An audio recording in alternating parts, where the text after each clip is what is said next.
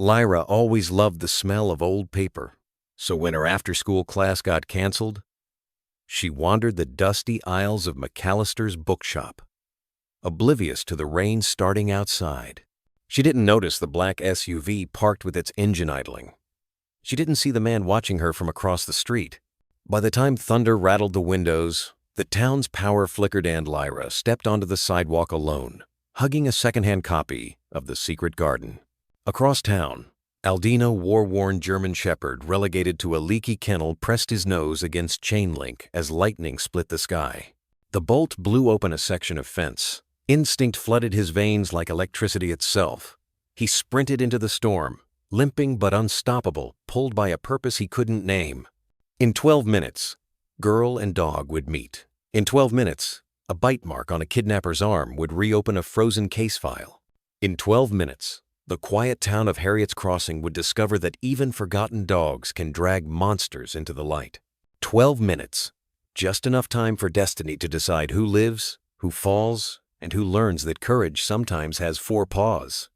The air was thick with tension before the first shot even rang out. An abandoned warehouse in the East District. Intel said it was a drop site for narcotics and weapons. What they didn't say, what they didn't know, was that it was a trap. A final, violent snare set by those who had been watching the K-9 unit too closely for too long.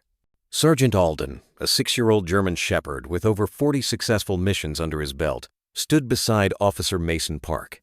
It was Alden's last official operation before retirement. His eyes, once sharp and relentless, now had the sheen of exhaustion beneath years of duty. His right hind leg carried a faint limb remnants from a past explosion, but his ears were still alert, his instincts still intact. The team breached the warehouse at 2:13 a.m., and the never-thing fractured. Gunfire erupted from the shadows. Muzzle flashes lit the dark like lightning. One by one, Alden's fellow K-9 partners went down. Rex, Halo, and Tito. Shouts turned into screams. The comms crackled with panicked voices, lost commands. Chaos blurred the line between target and teammate. Alden surged forward before Mason could stop him. His bark sliced through the noise like a blade. He launched at a figure behind a crate, forcing the man to drop his weapon just long enough for a rookie to dive for cover. But Alden took the shot meant for the human. He collapsed onto his side, chest heaving, blood spreading in a dark bloom beneath him. Mason crawled to him, dragging his own wounded leg. "Stay with me, Alden. Just hold on, buddy." His voice cracked, hands shaking. Alden whimpered once, a faint sound that was equal parts pain and protest. Then the flashbang hit. Everything went white. When Alden awoke again, it wasn't in the arms of his handler. It was in the sterile quiet of a transport cage metal walls, a flickering fluorescent light, and the taste of old blood on his tongue. No voices he recognized, no scent of his team. He didn't know it yet, but the department had made a decision that would haunt them later, to quietly retire him, without ceremony, without placement, without even a proper goodbye. They said he was too injured to return to duty, too old to be reassigned. Mason had been transferred 2 states away during his recovery. Bureaucracy moved faster than grief. And so, the dog who had once been called a hero in fur was placed into a holding facility with a torn shoulder, a scar over his left eye, and silence as his only companion. The transport van shuddered as it rolled over a pothole, rattling the metal cage in the back. Alden didn't flinch. He lay with his chin resting between his paws, staring at the seam of light beneath the cargo door, like it might split open into something that made sense. The blood on his fur had dried. No one had cleaned him. Every jolt of the road pressed into his wounded shoulder, but he didn't whine. His eyes, the same eyes that once scanned collapsed buildings and gun-riddled corridors, had gone glassy. Not from pain, but from absence. There was no scent of Mason anymore, the man who used to feed him jerky out of his glove, who whispered, "You're my only backup, buddy," before raids. Gone. Disappeared into some far-off state the moment the department closed the file on that failed mission. No final pat, no goodbye, just paperwork. Just the sound of boots walking away. When the van finally stopped, it wasn't a vet clinic or a home. It was a gray facility tucked behind a chain-link fence that leaned with rust. The sign read, State Transition Center for Retired Working Animals, a name that sounded like kindness but reeked of forgetting. A young man with a clipboard and no scent of dogs opened the cage. "Come on, boy," he said, like they were going to the park. Alden stepped out slowly. His limp was more pronounced now, but he refused help. His steps were careful, quiet. His tail didn't wag. It hadn't wagged since the warehouse. Inside, the halls echoed with barking, but none of it sounded hopeful. It was the barking of animals who had once mattered. Now they waited behind gates that clicked shut like the end of a sentence. The concrete floors were cold. The beds were functional. The food was a silver bowl of something warm that smelled like nothing. Alden was placed in Unit 4C, third stall from the back. The door had a small window. Outside, a hallway. Occasionally footsteps. Sometimes, a laugh. Never Mason's. Days passed. Maybe weeks. Time inside the center was strange. It bled together like rain on old paper. Alden spent most of his time lying near the door. Not for comfort, for strategy. Every time Boots approached, he lifted his head. Not all the way, just enough to listen, to breathe in. But it was never his scent. He watched the door like it was a portal to the past. Like somehow, Mason would walk through, call his name in that low voice, and everything would rewind. The warehouse, the blood, the silence after the explosion. Rewind it all. He still dreamt in commands. Search, hold, go. But he woke to nothing. Once, a volunteer knelt by his gate and whispered, "Hey, handsome, you've got wise eyes." She offered a biscuit through the bars. He took it without expression. She didn't come back. Sometimes he'd lift his head sharply, ears twitching. Sure, he'd heard that voice. The one voice he knew would mean rescue. But it was always someone else's dog being claimed. A family smiling through tears, a leash clipped on. The sound of a tail thumping in joy as they walked away. Alden just watched the door close again. His limp grew worse with the cold. Some nights, he shivered. But he never cried, never howled. There was a quiet dignity in how he bore the neglect like, even now. He believed he had a role to play. That one day, someone would remember. He was still a soldier. And soldiers waited for orders, even if none came. Then, one evening, as gray clouds settled low outside and the corridor lights dimmed early, Alden sat up. Not because of noise, but because of stillness. The air had shifted. It was subtle, but it pulled at something primal in him. A storm was coming. He could feel it in his bones. He stood slowly, stared at the same door he'd watched for weeks. And for the first time, he didn't hope it would open. He simply knew it wouldn't. No one was coming. That night, rain battered the tin roof above the kennels. Wind howled through the broken vents. Somewhere, a hinge snapped loose and clanged like a bell. And then, lightning struck. A crack like a gunshot split the sky. Something exploded outside. Maybe a power line. The outer perimeter lights blinked, sputtered, then died. For a moment, the entire facility was cast in deep, vibrating silence. Alden didn't move. But somewhere in that darkness, a door creaked. He would not leave that night. Not yet. But the moment had already begun to form inside him a pulse. A whisper of motion in still air. Something was waiting beyond the fences. He just didn't know what. Yet. Rain poured like the sky had split open. It wasn't just water, it was grief. A pounding, relentless drumming on the metal roof of the kennel facility, like nature itself was remembering something it had long tried to forget.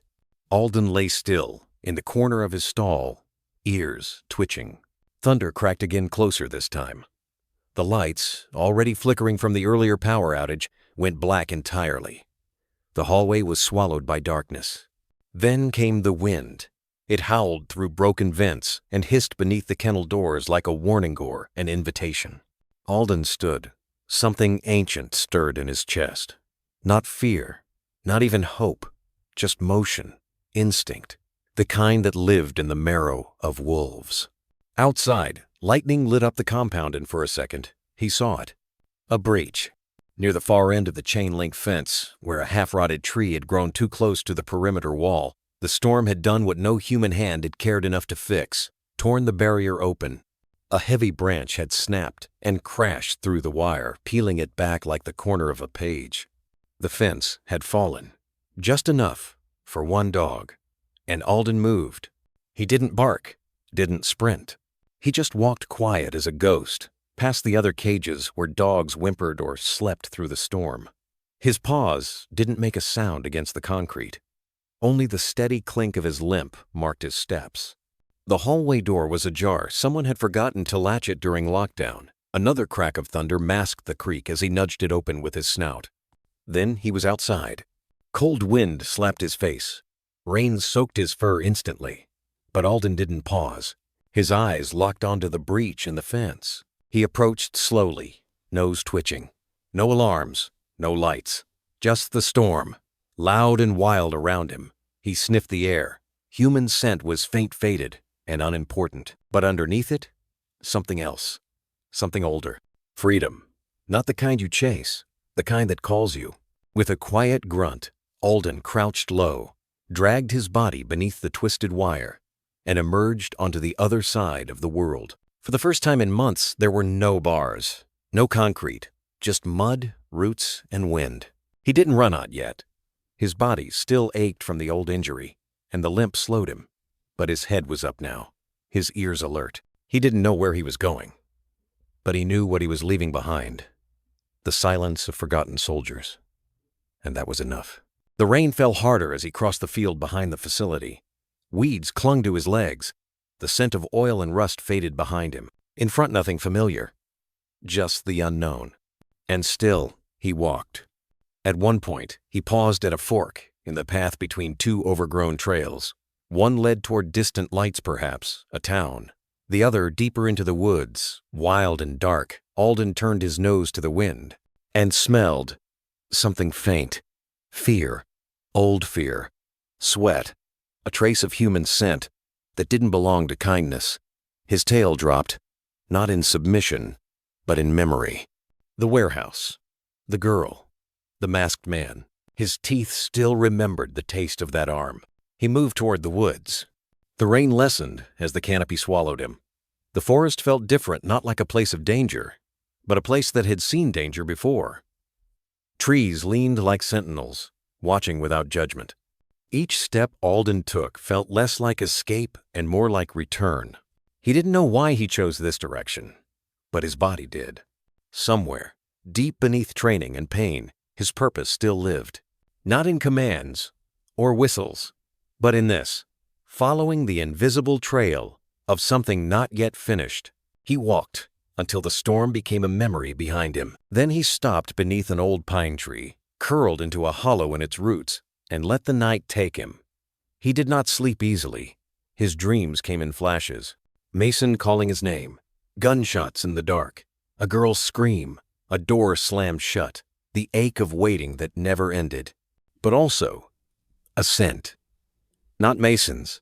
Smaller. Sharper. Fear wrapped in lavender. A child's scent. Familiar now. And in his dream, he stood before a girl with wide, tear-lined eye sand for the first time. She smiled. When Alden opened his eyes again, the world was silver and wet. Mist drifted low across the forest floor. Birds called out cautiously, as if unsure the storm had truly passed. He stood, shook the water from his coat, and lifted his nose. That faint scent again. The same one from the warehouse. The girl. The fear. Still out there. Still unfinished. Alden turned, limping forward, but stronger now. No handler. No vest. No command. Just a mission. One he had chosen for himself. The sidewalk was still wet from the earlier storm. Rainwater pooled in shallow cracks along the curb, reflecting the late afternoon sky in rippling silver. Lyra Monroe adjusted the strap of her canvas backpack, a single paperback tucked under one arm, The Secret Garden, borrowed from the little bookstore 3 blocks from the school. Her sneakers squished softly with each step. The quiet made her uneasy. This part of the neighborhood usually buzzed with life dog walkers, bike bells, music from car radios, but today it felt empty, off. Class had been canceled, substitute never showed. Her mother wouldn't be out of work for another hour, so she did what she always did when time felt too heavy. She read. The bookstore owner, Mr. Herrick, had given her a warm smile and a free cookie. Said she reminded him of his daughter. Now, with the book cradled to her chest like a shield, Lyra made her way toward the corner where she usually waited to be picked up. But something in her stomach twisted. There was a car, parked too close to the curb. A dark-colored SUV with tinted windows. No license plates. Engine idling. She stopped. The door opened. A man stepped out. He wasn't old. Maybe late 20s. Hood up. Jeans too clean. His sneakers looked expensive untouched by mud. But his smile, it didn't reach his eyes. "Hey there," he called out, voice smooth. "You lost, kid?" Lyra clutched the book tighter. Didn't answer. The man took a slow step forward. "You waiting for someone? You okay?" She stayed quiet. Then he pulled something from his coat pocket. A lollipop. Red. Shiny. Twisted in its plastic wrapper like a harmless toy. "You want some candy?" he asked, crouching a little. "You don't have to be scared. I've got more in the car." Lyra's feet turned before her brain did. Run. Every instinct screamed it, and she listened. The sound of her breath became thunder in her ears. The sidewalk blurred beneath her. She didn't scream, her voice choked tight in her throat. The backpack bounced against her spine as she dashed across the street without looking.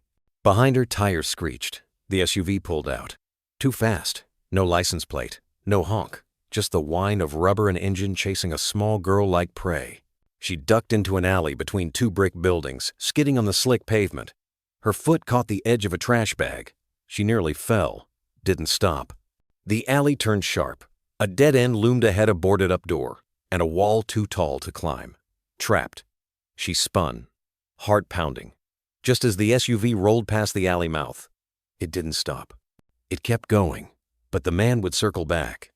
She sank down behind a dumpster, knees to her chest, hugging her book like it might save her. Her lips trembled. Her hands shook. And for the first time since her father left, Lyra Monroe cried without making a sound. She didn't know how long she sat there. 10 minutes? 30? The alley smelled of damp cardboard and old grease. Her wet socks clung cold to her ankles. Then, a noise. Not the SUV, not footsteps. Something softer. Pause. And then a shadow. Large, silent, with ears upright and eyes that seemed to glow even in the dim alley light. A dog, no collar, thick coat, rain-speckled fur clinging to lean muscle. He stood at the mouth of the alley, looking directly at her. Not barking, not growling, just watching. Lyra's breath caught. He looked like he belonged in a war movie some. Hero's dog come home with scars and silence. One of his hind legs moved stiffly, a limp, but there was no fear in his eyes. Only recognition. Like he knew what had happened. Like he'd seen it before. The dog took a step closer. Lyra didn't move. Then another step. He stopped just a few feet away and sat. Like he was waiting. She swallowed hard, her chest still tight from running, and whispered hoarsely, "Are you gonna hurt me?" The dog tilted his head. Didn't blink, didn't come closer, but didn't leave either. The longer she looked at him, the more the panic inside her began to thaw like ice melting in a forgotten glass. She reached out a hand, slow, shaking. The dog didn't move, didn't flinch, but his ears twitched, and she swore his eyes softened. Her fingers brushed his fur. It was coarse, wet, but warm. He leaned in, just slightly, enough for her to believe, if only for a moment, that maybe he was meant to find her. Then, in the distance, the SUV again, its engine low and slow, cruising back down the block. The dog's head snapped toward the sound. A low rumble vibrated in his chest, not quite a growl. Not yet. He stood, took a step forward, then turned his head to her, like he was saying, "Come on." Lyra didn't argue. She followed, and together, they vanished into the narrow network of alley stew shadows, one trailing the other, one limping, one afraid, but no longer alone. The wind had picked up. It howled low between the alley walls, kicking up bits of litter and sending torn flyers dancing in ghostly spirals. Thunder rolled overhead, far off now, but the storm had left behind a world soaked in tension. Streets glistened under the street lights, but the corners where darkness pooled were deeper than shadows they. where places, things waited. Lyra Monroe stumbled out from the maze of alleys, the strange German shepherd never far behind. Her legs were sore, her throat burned, but she clutched the dog's wet fur like a lifeline. He hadn't left her. Not when she was crying, not when she was shaking. He walked beside her like he was born to protect. They emerged into a narrow, empty side street behind an abandoned convenience store. Cracked tiles, broken neon, the smell of rust and old oil. Then she heard it again.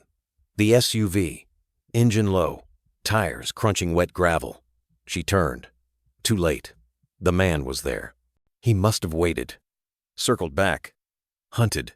His face was calm, but his eyes burned with something hollow and wrong. "There you are," he said quietly, stepping from behind the SUV. Lyra froze. The dog growled, stepping slightly in front of her. "I said," the man repeated, reaching into his jacket, "don't scream." She didn't. Not because she didn't want to, but because terror had grabbed her voice by the throat. He moved fast, too fast. She barely saw his hand reach for her before he yanked her forward by the wrist. Her scream came then raw, high-pitched, panicked, but it was drowned in the rain and wind. She struggled, digging her heels into the wet pavement. "Let go," she cried. "Let go of me." The man didn't. He pulled harder, dragged her toward the back of the SUV. The door was already open, dark inside. She kicked, flailed, slapped, bit, but he was stronger, too strong. And for one terrible second, Lyra saw her own reflection in the window, tiny, terrified, disappearing. Then a sound, like gravel exploding. A blur of muscle and mud and rage hurtled through the air. Alden. He collided with the man like a freight train. The sound of the impact was sickening, flesh against metal, bark against scream. The man shouted. A startled, strangled noise. The leash of control snapped. Lyra fell backward, hitting the pavement hard. Her elbows scraped. Her breath left her in a sob. Then she saw it. Alden was on him, snarling, teeth bared, fangs flashing. This wasn't barking. This was war. The man punched at the dog's ribs, but Alden didn't let go. He clamped onto the man's sleeve, dragging him to the ground. His hind legs braced, shoulders flexed, eyes locked with the kind of fury only something betrayed could carry. Fabric tore. The man screamed again, this time higher. Blood. A single tear along his forearm, red blooming across the pale skin. Alden's muzzle was slicked with it, but he didn't stop. Not until the man kicked wildly and managed to scramble to his feet, slipping on the slick pavement. He didn't look back, didn't threaten, didn't say a word. He just ran, vanished into the dark. Silence. Only the sound of Alden's ragged breath and Lyra's sobbing remained. She tried to sit up, but her limbs gave out. Her body trembled too hard. Her lips moved, but no sound came out. Alden turned toward her, no longer a beast, but a protector. His ears twitched. He limped toward hers, lowly, carefully, then laid down beside her like a shield. She reached out. Her fingers brushed his damp fur again, but this time, they didn't stop. "I was so scared," she whispered. I didn't think anyone would come." Alden didn't make a sound, but his body stayed close, heavy, solid, real. Her eyes fluttered.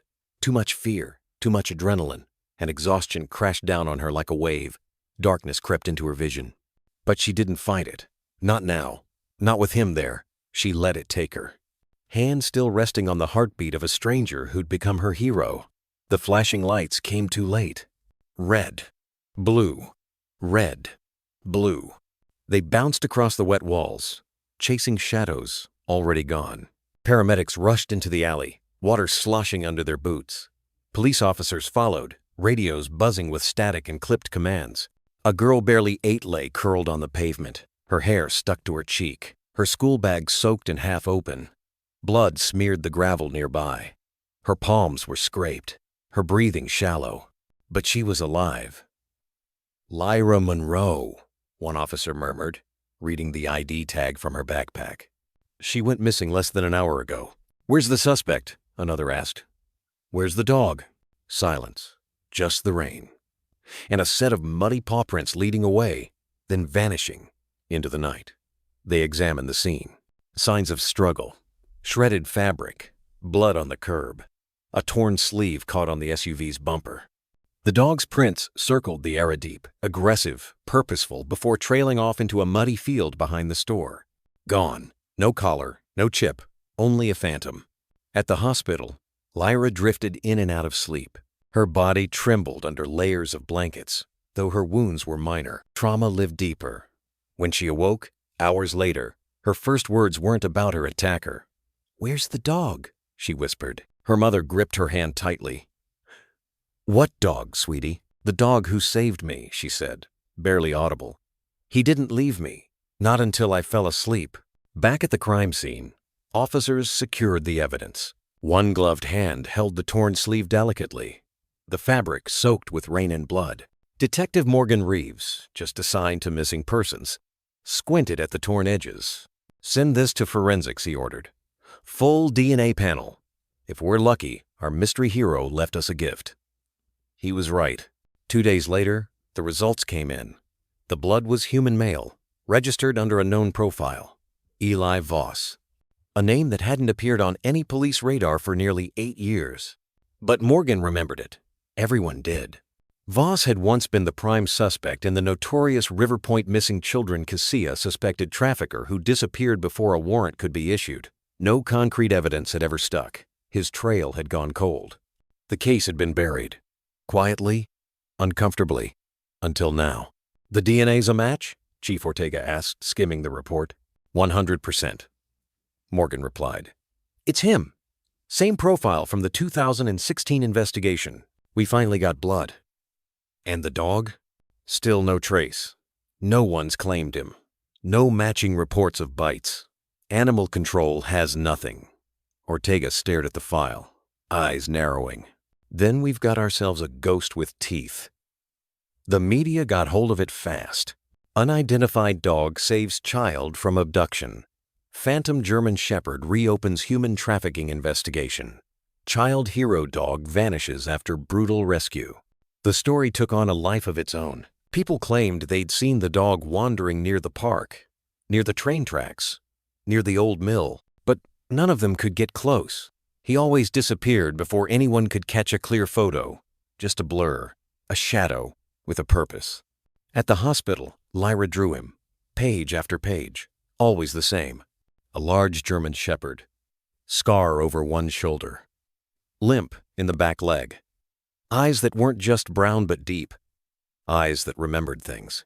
"He stayed," she told the therapist. "When I was scared, he was the only one who didn't leave." The therapist nodded slowly, circling words like attachment transfer and trauma response. But Lyra knew that dog had fought for her. Bleeding, snarling, refusing to let her be taken. And then he left. Because that was who he was. Not a pet, not a stray, a soldier. Detective Morgan Reeves printed out the photo of Voss.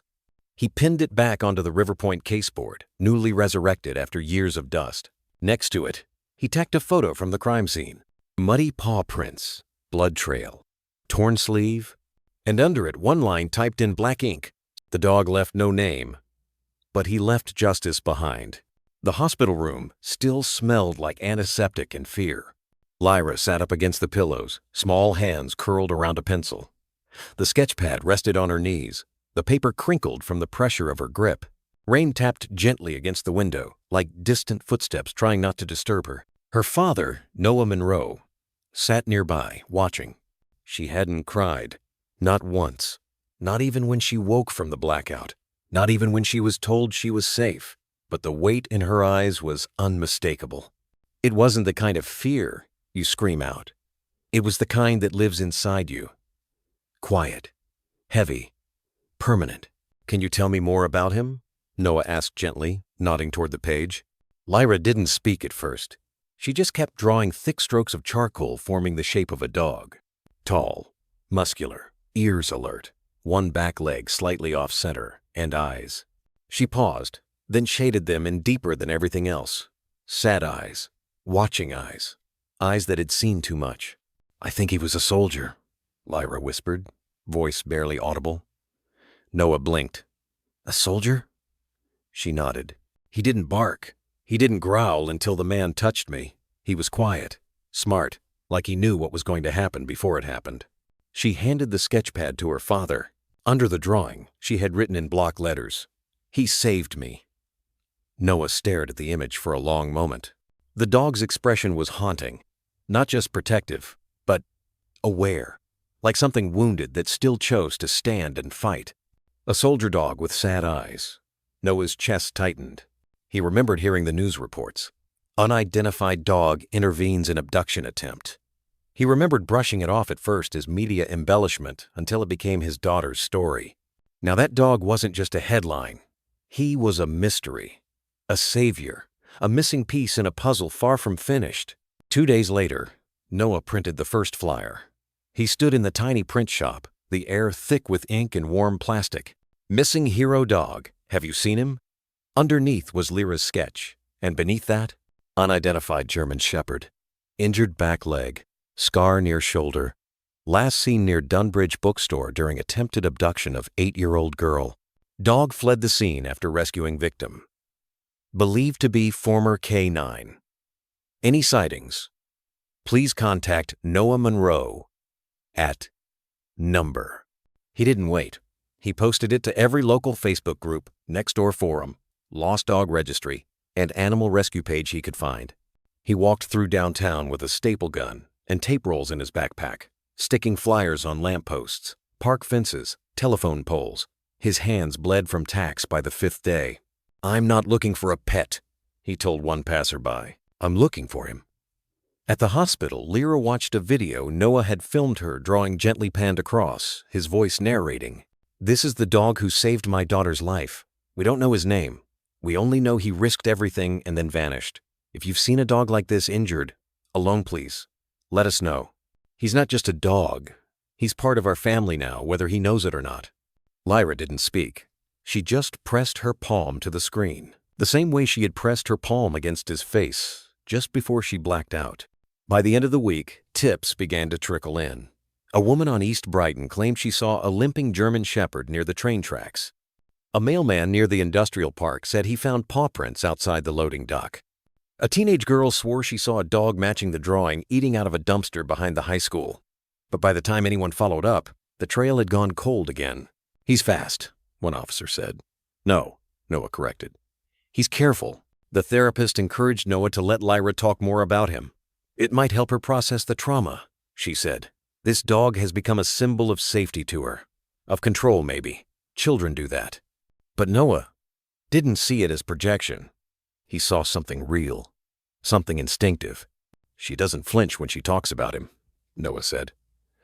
"She flinches at everything else, but not him, not even his teeth.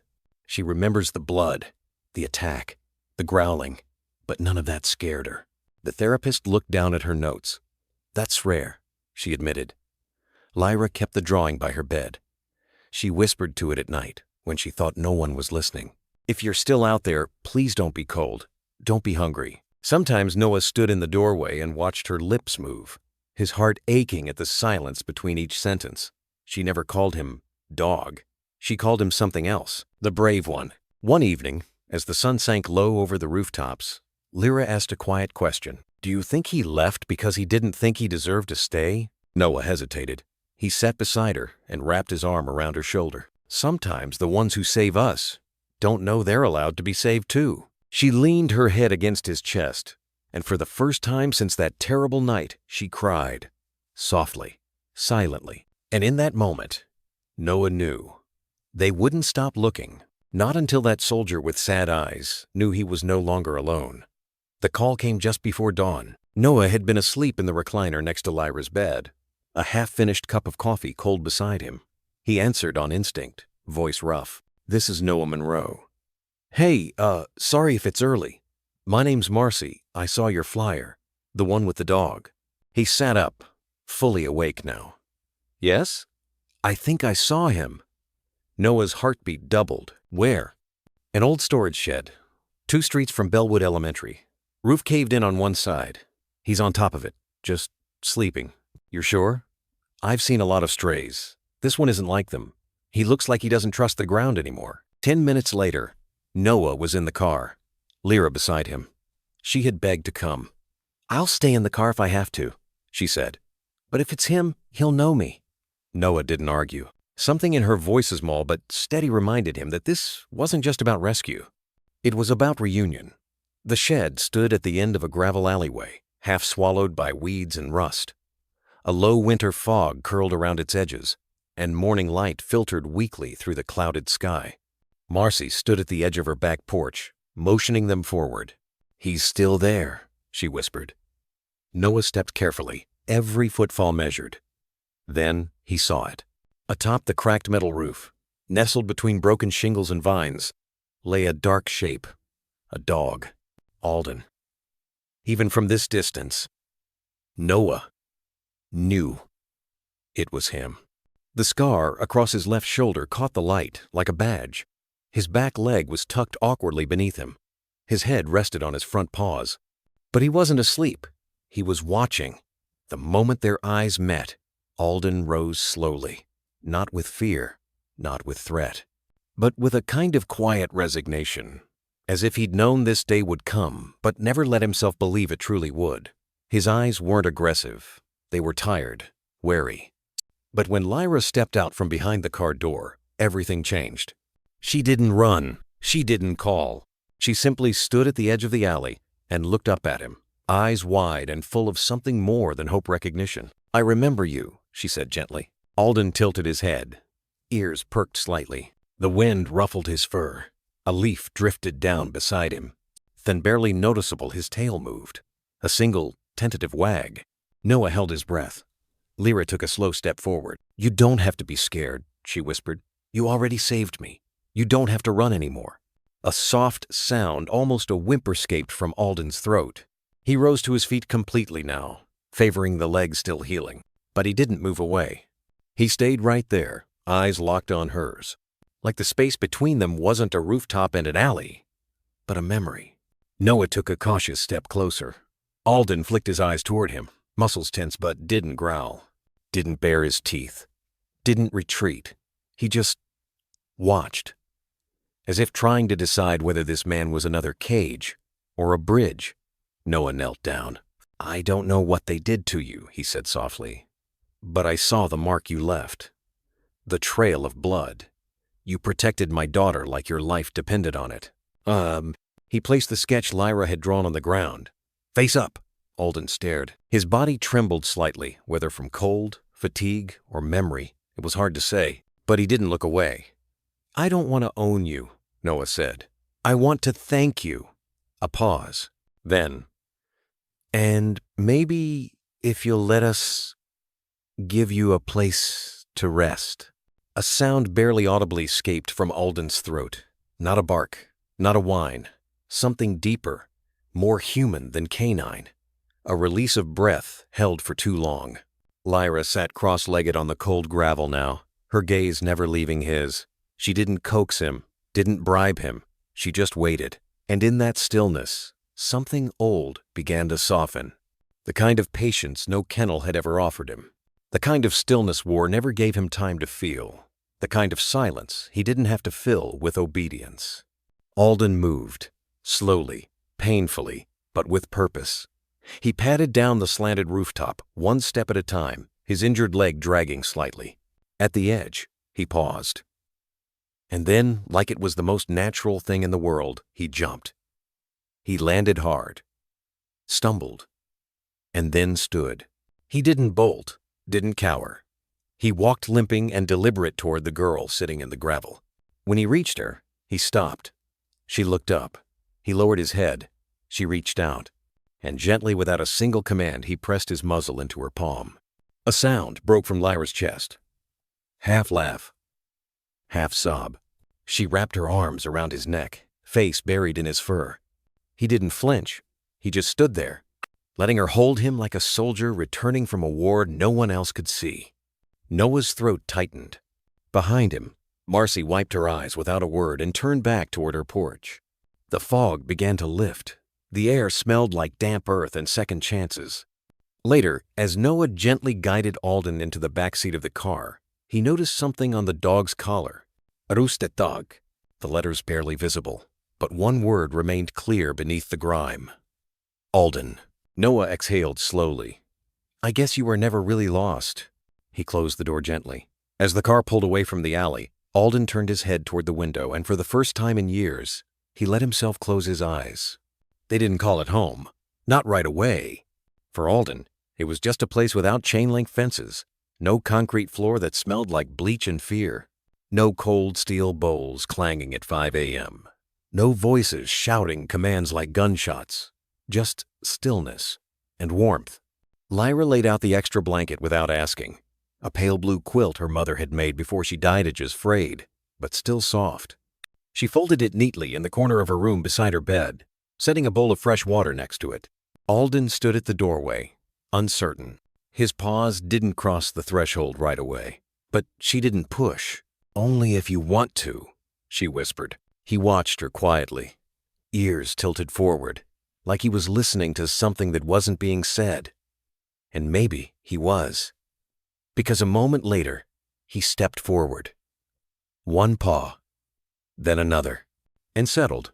The room smelled like childhood, books stacked in uneven towers, posters of constellations peeling slightly at the corners. A small nightlight in the shape of a fox blinked softly by the wall. Lyra turned it off that night.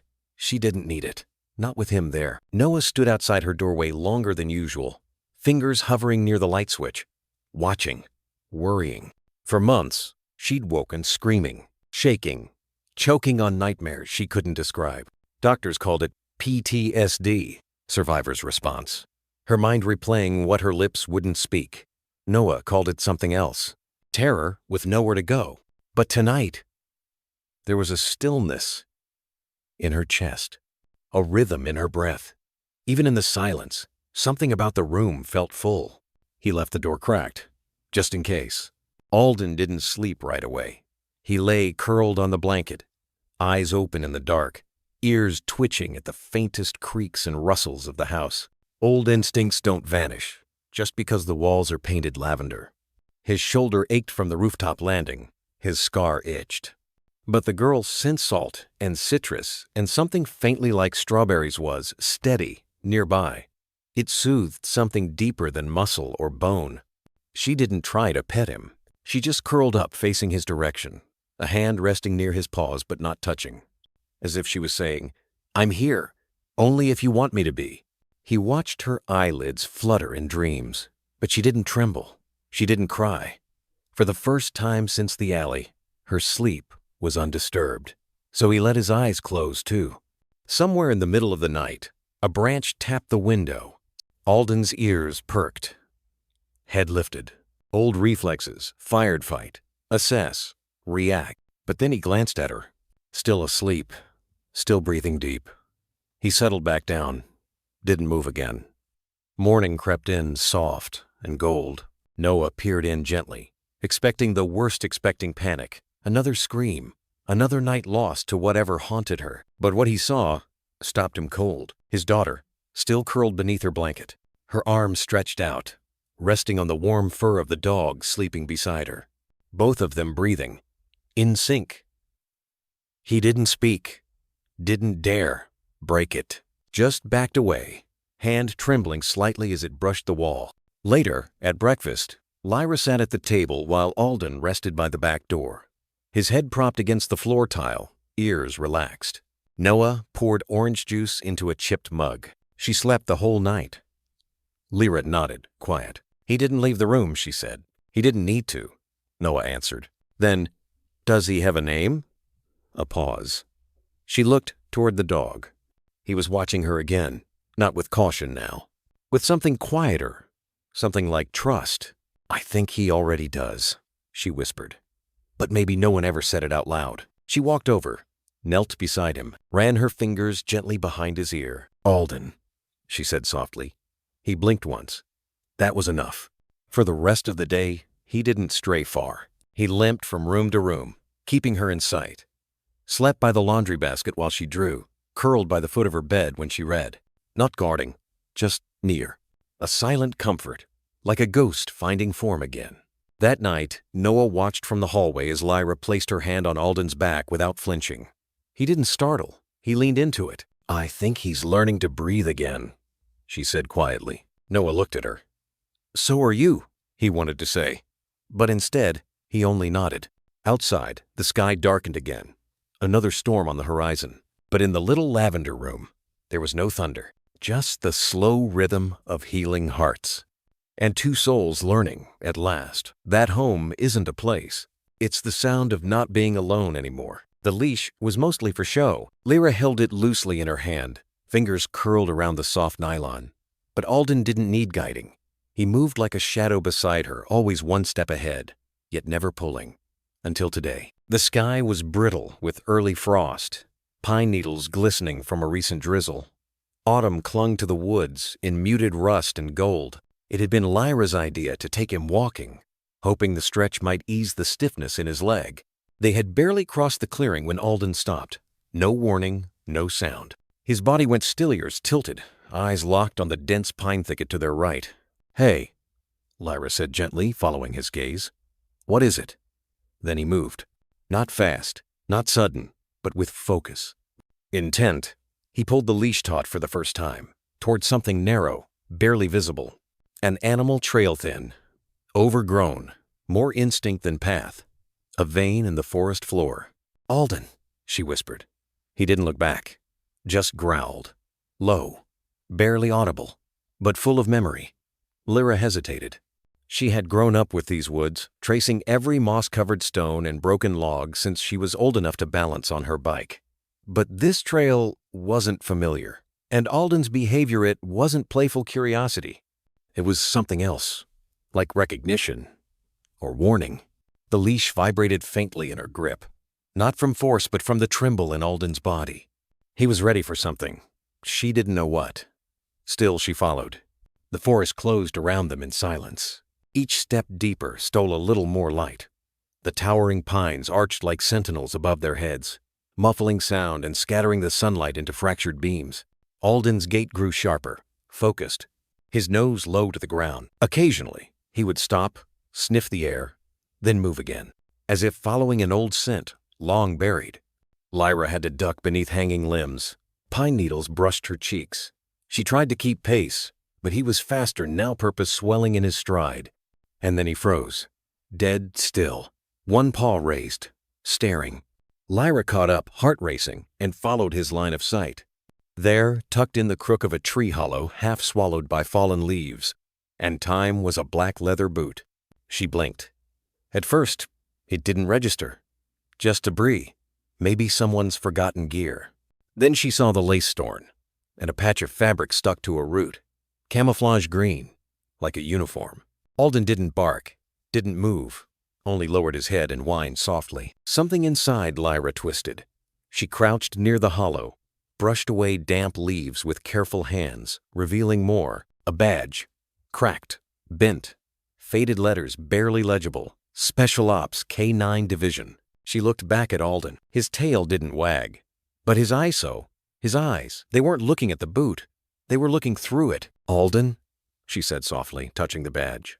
"You knew this place." He lowered his head to the earth. A quiet, mournful exhale left his lungs. Lyra's breath hitched. This wasn't just a walk.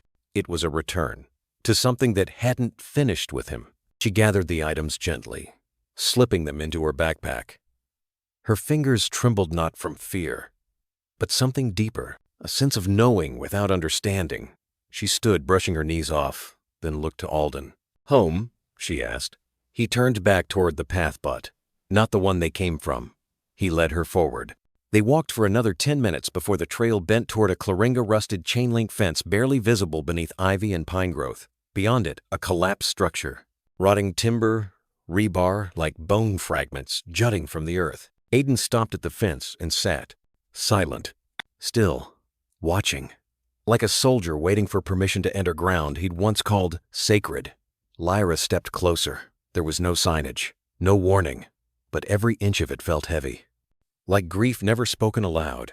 She reached into her pack, pulled out the badge again, ran her thumb over the scratched metal. "Alden," she whispered, "were you trained here?" He didn't answer, but he didn't need to. His gaze stayed on the fence, on the ruin, and Lyra felt something shift in her chest, like a puzzle rearranging itself. They stood like that for a while, No words, just silence, pine wind, the memory of footsteps that no longer walked here. Eventually, she tugged the leash gently. "Let's go home." This time, he followed without resistance, but not before casting one final glance at the fence. A glance filled with something she couldn't name, but would come to understand. That night, while Alden lay curled by the front door, Lyra pulled the badge from her drawer and set it beside her lamp. She opened her laptop, typed, "Special Ops K-9 Division, retired dogs, field training, classified sites." She didn't know what she was looking for, only that she had to try, because this wasn't just a dog, and this wasn't just a walk. It was the beginning of everything changing. The next afternoon, the sky sagged low, swollen with clouds the color of bruises, when Lyra and Alden slipped back into the pines. She hadn't told her father about the badge or the boot somehow. That discovery felt like a secret, shared only between her and the dog who carried it in his bones. Wind rattled the needles overhead, scattering the faint scent of sap and damp earth. Alden walked ahead, leash slack, nose skimming the forest floor as though the ground itself whispered directions only he understood. They passed the hollow where the boot had waited, then pressed deeper, the air growing colder and the light thinning to dusky bands. Once, Alden stopped, body rigid, ears pricked.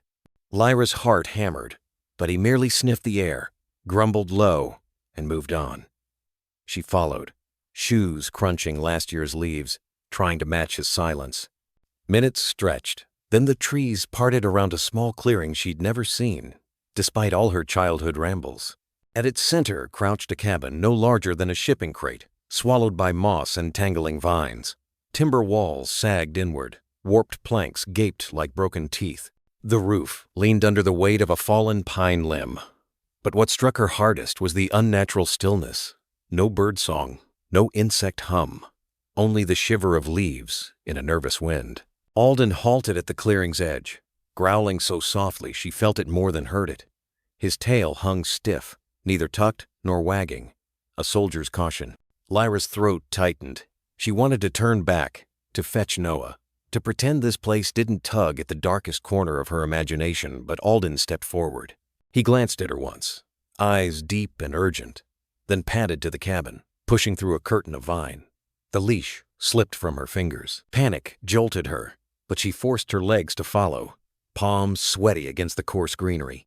The front door, if it could still be called the thung by a single hinge. Alden nudged it. Wood squealed softly, swinging inward to reveal gloom that smelled of mildew and something metallic, faint but unmistakable. Blood, old and rusted. Lyra gagged. She fumbled her phone from her pocket, thumb hovering over the flashlight icon, then stopped. A switch click might echo like a flare in this hush. Instead, she waited while her eyes adjusted. Shafts of light knifed through cracks in the roof, striping the dust-filled air. The room was nearly empty. A shattered chair, a rotting blanket, and against the far wall, a rough wooden hatch the size of a storm cellar door. Fresh claw marks scored its surface. Alden's, she realized, deep grooves furrowed into the grain. He paced beside it, whining, pawing once more before backing away as if the wood burned him. Lyra dropped to her knees, pulse racing. She hooked trembling fingers beneath the edge of the hatch and pulled. At first it refused, wedged tight by years of swelling and rot, but Alden nudged her shoulder, lending silent courage. She sucked a breath, braced her feet, and heaved again. The hatch cracked free with a muffled snap, releasing a breath of air so cold it felt like winter spilling out of summer. A wooden ladder descended into darkness. Lyra's flashlight finally flared on, its cone of light quivering across dusty rungs. She glanced at Alden. He stared back, unwavering, as though telling her this was the very place he'd been trying to remember. Her knees shook, but she swung one leg onto the ladder, then another, the beam bobbing with each creak of old wood. The cellar swallowed her. It smelled of earth and rotting fabric. Cobwebs clung to her cheeks. She reached the packed dirt floor, heart pounding in her ears. She swept the light in a slow arc and froze. Dozens of children's shoes lay scattered, their colors dulled by grime, but still horribly bright against the soil. A pink sneaker split at the toe, a pair of glittering sandals, a tiny boot with cartoon rockets. Beside them, plastic ID cards, some cracked, others pristine, their school portraits blurred by damp faces of children she didn't know, but somehow felt she'd met in nightmares. A notebook lay half-buried, pages curled, lines of cramped handwriting, listing dates and numbers beneath the heading, Shipment. Her breath caught. Shipment. Her mind conjured the notebook she'd found online in articles about trafficking rings-cold, clinical tallies of human lives. At the center of it all sat a teddy bear, one ear torn, fur matted dark. A smear of dried burgundy stained its belly like a fatal wound. Lyra's flashlight trembled harder. Her stomach lurched.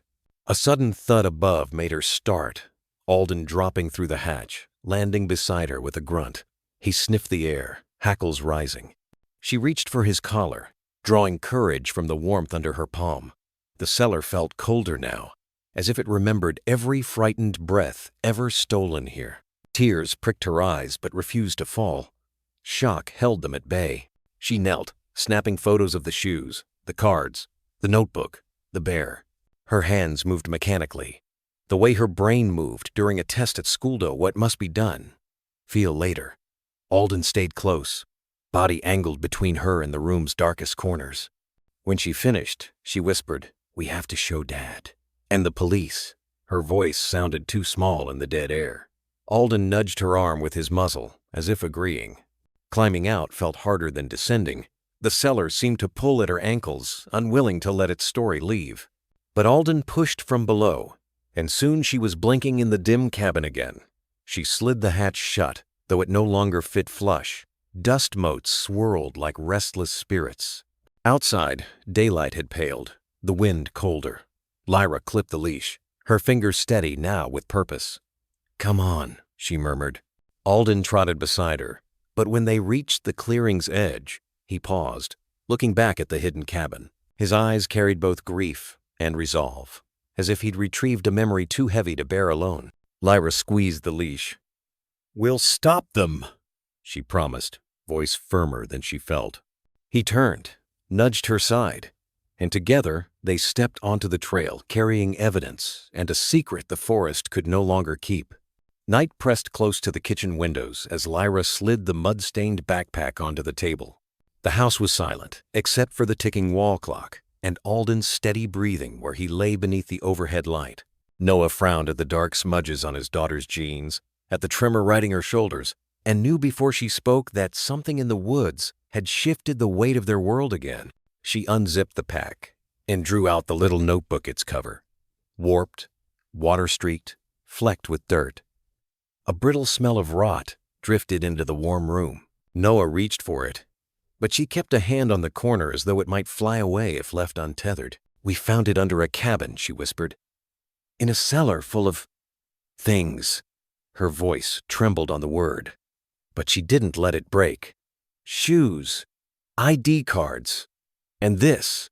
Noah's chest tightened. "Show me." She opened the cover. The pages crackled like dry leaves. Row after row of meticulous handwriting marched across the mold-spotted paper. First names, ages, dates, cryptic codes. In the margin of one page, the ink had bled into a rusty smear, but the words were still legible. Shipment 43, 6 units. Status, relocated. The world seemed to tilt. Noah's mind leapt to the flyers he'd stapled under rain, the stories he'd read of children blinking out of existence. He looked to Alden, whose ears were lifted, eyes fixed on the book as though he recognized its ugliness. "Lyra," Noah said, forcing calm into his voice, "I need you to tell me exactly where you found this." "And price?" She died every log, every crooked fence post while he copied the directions on a napkin. When she finished, her hands were shaking. Alden pressed his head to her knee, grounding her. Noah took photos of each page with trembling fingers. When he reached the final sheet, his breath caught. Scribbled at the bottom was a symbol, a looping sigil he'd seen only once, buried in an article on underground trafficking rings. It was the same mark Detective Morgan Reeves had pinned to their dining room corkboard 2 nights ago, under the heading Unconfirmed Leads. He wasted no time. Morgan answered on the second ring, gravel-voiced and awake despite the hour. Noah let the words pour. Out cabin, cellar, list, symbol. There was a pause, a brief rustle of paper on the other end. "Text me photos," Morgan said, voice suddenly sharp. "Now." Noah sent them. The silence, while the detective scrolled, felt endless. Finally, Morgan exhaled, the sound crackling through the speaker like static. "I've seen that handwriting," he murmured. Old cold case logs from the River Point files. Dates matched the years children vanished off the grid. His tone hardened. "Where's the notebook now?" "In my kitchen," Noah said. "Lyra brought it straight home. I'm on my way. Don't touch anything else." Noah hung up. The house felt smaller, the air thick. Lyra studied her father's face, searching for reassurance. He crouched beside her, wrapping her hands in his. "You did the right thing," he whispered. "You brought light into a place that was dark for a long time." She nodded, but her eyes drifted to Alden. He found it first. He knew. The dog's tail tapped once against the floor, as if acknowledging his share of the burden. Morgan arrived in under 20 minutes, another officer at his side. They carried evidence, bags, gloves, a camera. The moment Morgan opened the notebook, he swore beneath his breath. "This is it," he muttered, photographing every page. "These codes, we've cross-referenced them for years. Never had a primary source." He flipped to a midpoint. "Look," he told the younger officer. Kid named Miles Rivera. Disappeared from a foster home in 18. Code MR18. They logged him Harris status relocated. His jaw clenched. And here's Lyra's attempted abduction date. Blank, because Alden stopped it. M. Lyra's heart hammered. Each name was a life, each scribble a stolen childhood. She felt the notebook's weight as though iron chains were wrapped around her wrists. Morgan sealed it in a plastic evidence sleeve. "This blows the case wide open," he said. "But we'll need Morrisite photos, the cellar itself." "I have pictures," Lyra offered, pulling out her phone with steadier hands than before. Morgan scanned the images, the shoes, the cards, the blood, marked teddy bear. His expression shifted from grim to something colder purpose, edged by anger. "We secure that site tonight," he told the other officer. "Get back up. Forensic techs, dogs." He paused, eyes flicking to Alden. "Well, maybe not dogs. None are trained like him." Alden's ears pricked. For a moment, Lyra saw echoes of the soldier he'd once been, the readiness, the quiet acceptance of duty. She knelt, gently brushing his scarred shoulder. "You already did enough," she murmured. Morgan faced Noah. "I'll have to take statements, but first we keep her safe. Whoever ran that ledger might realize what's missing." Noah nodded, muscles taut. "We can stay with family out of town. We'll arrange protective detail," Morgan said. "And thank you, Lyra. You and Alden may have just saved a lot of kids." Lyra didn't smile. The reality of what lay beneath that hatch weighed too much. But she squeezed Alden's fur, anchoring herself to his warmth. After the officers left, siren lights fading beyond the window, Noah brewed hot cocoa and set a mug before his daughter. She cupped it, but didn't drink, staring at the steam. Alden settled by her chair, chin on her slippered foot. Her voice finally rose, small and tired. "Those kids, do you think they're still out there?" Noah knelt beside her. "Some of them, maybe. And if they are, we're going to find them. With Morgan, with the police, with Alden." He placed a hand on the dog's head. "He led us here for a reason." Lyra nodded. Tears slipped free at last, silent, glimmering in the overhead light. Alden lifted his head, licking a salt track from her cheek. She laughed through the tears, clutching him. Noah exhaled, feeling the notebook's shadow stretch across the room, across their future. But in that moment, watching his daughter buried in fur and love, he also felt something else bloom in the empty spaces. Resolve. The Journal of Names would no longer be a catalog of forgotten children. It was now a maypan together. They would follow every line, every code, every broken breadcrumb, until every shadowed corner was dragged into the sun. Alden's tail thumped twice, soft as a promise. Detective Morgan Reeves stood in the glare of fluorescent lights, the war room whiteboard crowding every inch of wall space with snapshots of children's faces, evidence, photos, and freshly printed pages from Lyra's phone. The cellar discovery had detonated across the precinct, like a thunderclap. Quiet shocks, rippling outward, rattling desks, shattering assumptions. 7 years of missing child reports now threaded together by one rotting notebook and a girl brave enough to follow a dog into the dark. A forensic tech rolled a cart into the room, latex gloves popping as she snapped them off. "Preliminary matches are confirmed," she said, voice subdued. 6 pairs of shoes and 4 ID cards line up with unsolved cases from 2015 through 2022. Age ranges 8 to 11. All disappeared within a 100-mile radius. She hesitated. Every one of them was filed as a runaway or custody dispute. No active Amber Alerts. Morgan's jaw tightened. He glanced at the board. Little Mason Towns. Freckles. And missing front tooth. Daniela Reyes, with her prized spelling bee ribbon. Jeremiah Cho, beaming, in a cowboy costume. All still officially lost until a dog's nose unearthed their ghosts. Lieutenant Strauss hovered at the doorway, arms crossed, face unreadable. "The chief is in with the deputy mayor," he said. "Word is the phones downtown are ringing off their hooks. Journalists, senators' offices, even a congressman." He lowered his voice. "Some of the names in that ledger: donors, charity founders, big players. They want to know what we're chasing before it hits the evening news." And Morgan swallowed a bitter laugh. "Of course they do." Strauss stepped closer, gaze flicking to the evidence bags on the table. The blood-stained teddy bear lay inside one, frozen in permanent terror. "The brass wants progress, but they also want caution. No statements until we fully vet the implications." "With respect, sir," Morgan said. "Kids vanished, and we've got their belongings in a death cellar. If caution means slow walking, don't confuse caution with cover-up." Strauss cut in, but his shoulders sagged. "Just build an airtight case.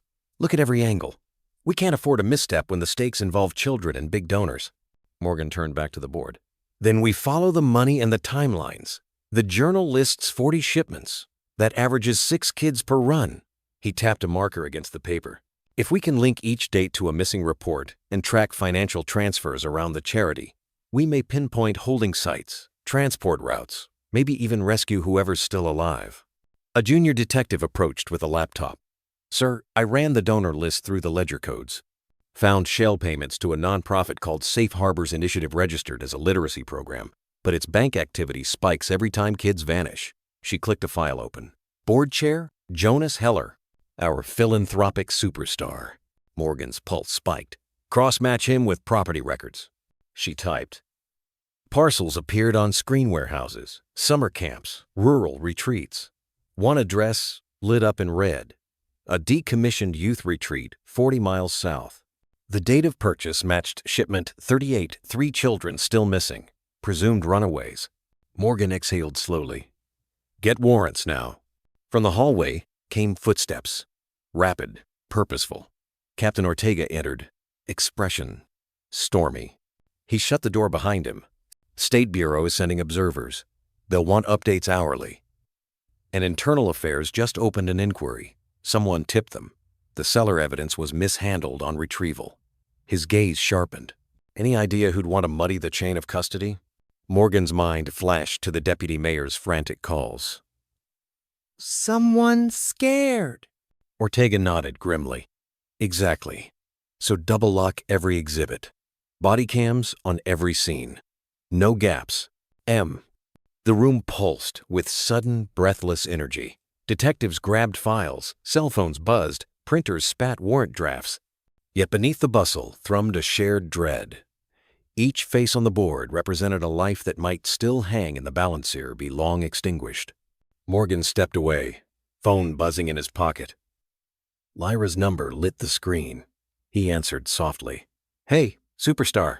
Her voice was small but steady. "Do you think the kids in the notebook, do you think they're okay?" He closed his eyes. "We're gonna find out, Lyra. We've reopened every file. People higher up are paying attention now." A pause. "Alden's pacing the porch. I think he knows something's happening." "Tell him his work isn't over," Morgan said, forcing a hint of warmth. "We're going to need that nose again." After he hung up, he faced the room, the clatter of urgency swelling around him. On the whiteboard, the children's eyes watched, pleading, accusing, hopeful, pieces of the puzzle at last sliding into view. Yet outside this room, forces gathered to stall, redirect, smother. Wealthy patrons whose names funded political campaigns. Officials who'd rather bury truth than exhume horror under their jurisdiction. Morgan felt their pressure like a hand on the back of his neck. but he straightened anyway. "Listen up," he called. Conversations hushed. Printers silenced.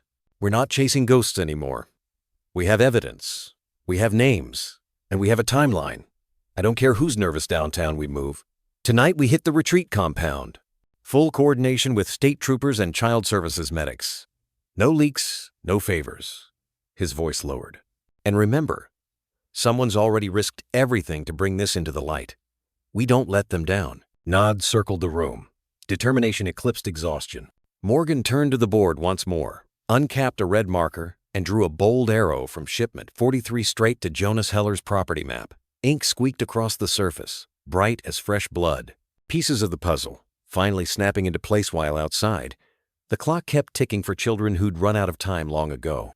The living room television murmured in the late afternoon hush while Lyra sat cross-legged on the carpet, flipping through a worn copy of The Secret Garden. Noah hovered in the kitchen, chopping carrots for dinner, glancing toward the news anchor's upbeat chatter about community events. Alden snoozed by the couch, tail twitching in half-dreams, ears occasionally flicking toward the screen. Lyra wasn't listening until the anchor said, "And in local philanthropy news, we're joined by Jonas Heller, founder of Bright Steps Foundation, a program providing shelter and education for displaced youth." Something in her chest clenched. She lifted her head just as the camera cut to a studio set where a tall man in an immaculate charcoal suit leaned toward the host. His smile was broad, practiced, all gleaming teeth and dimpled cheeks. But behind the polish, Lyra saw it. The cold, flat intent she'd felt in the alley. Moments before, that smile had twisted into a predator's grin. Air rushed out of her lungs. The book slipped from her fingers. Alden's eyes snapped open. He followed her gaze to the screen, ears pricking, a low rumble bubbling in his throat. Noah heard it and poked his head around the corner, brow furrowing at the sudden tension. "Lyra, you okay?" She pointed with a trembling hand. "Dad, that's him." Noah's eyes shifted to the television. Heller gestured expansively as he spoke, ring flashing under studio lights. "Bright Steps has rescued dozens of at-risk children from unstable conditions," he declared, voice-dripping benevolence. "We give them family, structure, a path to brighter futures." But Lyra heard only echoes. "You lost, kid? You want some candy?" She tasted the alley's diesel stink, felt the clamp of his fingers around her wrist. "It's him," she whispered again, panic darting beneath her ribs. "The man with the SUV." Noah's knife clattered into the sink. He strode to the sofa, grabbing the remote, but not fast enough to erase the image before another close-up filled the screen Heller's eyes. Deceptively kind, blinking under soft studio lighting. Alden growled louder, muscles tense as coiled rope. Lyra pressed a hand to his shoulder, drawing comfort from the familiar heat of his fur even as her heart hammered. Noah muted the television. Yet Heller's lips still moved easy laughter, self-assured nods until the anchor smiled to camera and the segment faded to a commercial. Silence swelled, thick as fog. "You're certain?" Noah asked, voice low. Lyra nodded, tears brimming. "I'll never forget that face." Noah's phone was in his hand before she finished. He dialed Detective Reeves, pacing the length of the room. Alden stalked to the muted television, nostrils flaring, then turned and planted himself at Lyra's side, gaze fixed on the black screen as though expecting Heller to crawl through any second. "Detective, it's Monroe," Noah said the moment Reeves picked up. "The suspect's on local news right now. Name's Jonas Heller." "Yes, that Jonas Heller." A pause. Lyra recognized him, and the dog reacted too. Another pause, then a sharp exhale. "All right, we'll stay put." He hung up, running a hand through his hair. "Morgan's team is already drawing lines between Heller's charity and those ledger payments. This confirms visual ID. They're accelerating warrants." Lyra hugged her knees. "He helps kids on television, but really Her voice cracked. Noah crouched in front of her, steady hands on her shoulders. "He hides behind charity so no one looks closer," he said gently. "But we're looking now." The room seemed smaller, the ceiling lower. Lyra's gaze drifted to Alden. He studied her with those old, sad eyes, then nudged her wrist, as if to say, "I remember too." She buried her face in his scruff, inhaling the scent of pine and something uniquely Alden comfort forged through shared terror. On the counter, Noah's phone pinged. A text from Reeves' video segment recorded. Press release pending. Keep Lyra inside. Media may swarm. Another ping followed with an attachment. A still frame of Heller's on-air smile, time, stamped, and cataloged. Evidence. Noah swallowed the metallic taste of anger. "We need to be ready," he muttered mostly to himself. "If he realizes Lyra survived and can identify him, he'll try to bury us." Lyra's stomach knotted. She imagined that charming smile melting into the feral sneer she'd seen as he dragged her toward the SUV. "He won't stop," she said. Alden bristled, tail thumping once like a gavel on wood, Noah noticed. "He won't," he agreed, but a fierce warmth sparked in his eyes. "And neither will we." Outside, the first drops of evening rain tapped the windows, soft but insistent. Noah closed the curtains, switched off the television, and locked the door, though it was still daylight. Lyra stayed on the floor, hand entwined in Alden's fur, feeling the vibration of his growl fade as he settled once more. But his ears never flattened. His eyes never drifted. He remained a silent sentinel while inside the phone screens glowed with the charity man's face. And somewhere across town, the man himself likely celebrated another successful public relations, momentum aware that an 8-year-old girl and a scarred soldier dog were already testifying in every breath they took. That night, Lyra did not read before bed. Instead, she sat cross-legged by window light, drawing Heller's smile from memory-perfect teeth, hollow eyes. She handed the sketch to Noah without a word. He folded it gently, placed it in an evidence envelope beside the ledger photographs. Upstairs, thunder rumbled. Alden prowled each room, checking corners, then lay across Lyra's doorway, chin on paws. She curled beneath her quilt, listening to the rain and the dog's even breathing. For a moment fear crept in Heller's grin stretching wide, but she pictured the war room board, red arrows converging on his name, and Detective Reeves promising warrants on their way. Outside, lightning flickered, illuminating the watchdog's silhouette scarred, resolute. Inside, the girl closed her eyes, gripping hope like a lifeline, knowing dawn would come armed with search teams and subpoenas. And somewhere, the charity man's smile was already cracking at the edges, whether he knew it yet or not. Rain had stopped hours earlier, but the night remained soaked in heaviness, a damp hush that settled over the Monroe house like an unwelcome veil. Inside, every lamp was dimmed. Noah wanted shadows pushed back without wasting electricity. Half-light comfort, he called it. Lyra dozed on the sofa with a quilt around her shoulders. The secret garden, open, against her chest. The only sound was the ticking clock until Alden began to prowl. It started with a single circuit around the living room, nails tapping the hardwood. Then another. His nose brushed the curtains, muscles coiled. Low thunder rumbled in his chest. He moved to the dining room window, stared through slats into the dark yard, ears skewed forward, back leg trembling from old pain, yet refusing rest. He crossed to the front bay, repeated the vigil. A circle. Another. A restless metronome of dread. Noah followed him, whispering, "Easy, boy." But Alden ignored the comfort. He growled at a patch of black beyond the glass-nothing Noah's human eyes could parse. Still, the hairs on Noah's neck prickled. The dog had never sounded quite like that inside these walls. Not protective bark, not warning snarl, but a guttural certainty that danger breathed out there, one heartbeat past the window pane. Lyra stirred awake. "Is it him?" she asked, voice small, clutching the quilt tighter. Noah didn't answer right away. He knelt beside Alden, laid a hand on the scarred shoulder. Hot muscle vibrated beneath his palm. Outside, the porch light illuminated glossy puddles, and the swaying porch swing empty. But beyond the halo, darkness pooled thicker than rainwater. "I'll check the locks," Noah said, forcing calm. He secured every deadbolt, slid furniture an inch to block the back door. Alden paced to the kitchen window, whined softly, then settled into a crouch like a sniper waiting his shot. Lyra came to stand beside him. The dog leaned into her leg but didn't take his eyes off the night.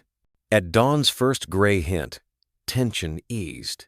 Alden finally curled at Lyra's feet, but even in sleep his ears twitched at every groan of settling wood. Noah brewed coffee he didn't drink and stared into the backyard until birds began tentative morning chatter. The threat felt less tangible in daylight. yet it clung to him like the scent of wet pine. When the mail carrier's truck rattled away mid-morning, Noah stepped onto the porch, breath misting in the cold.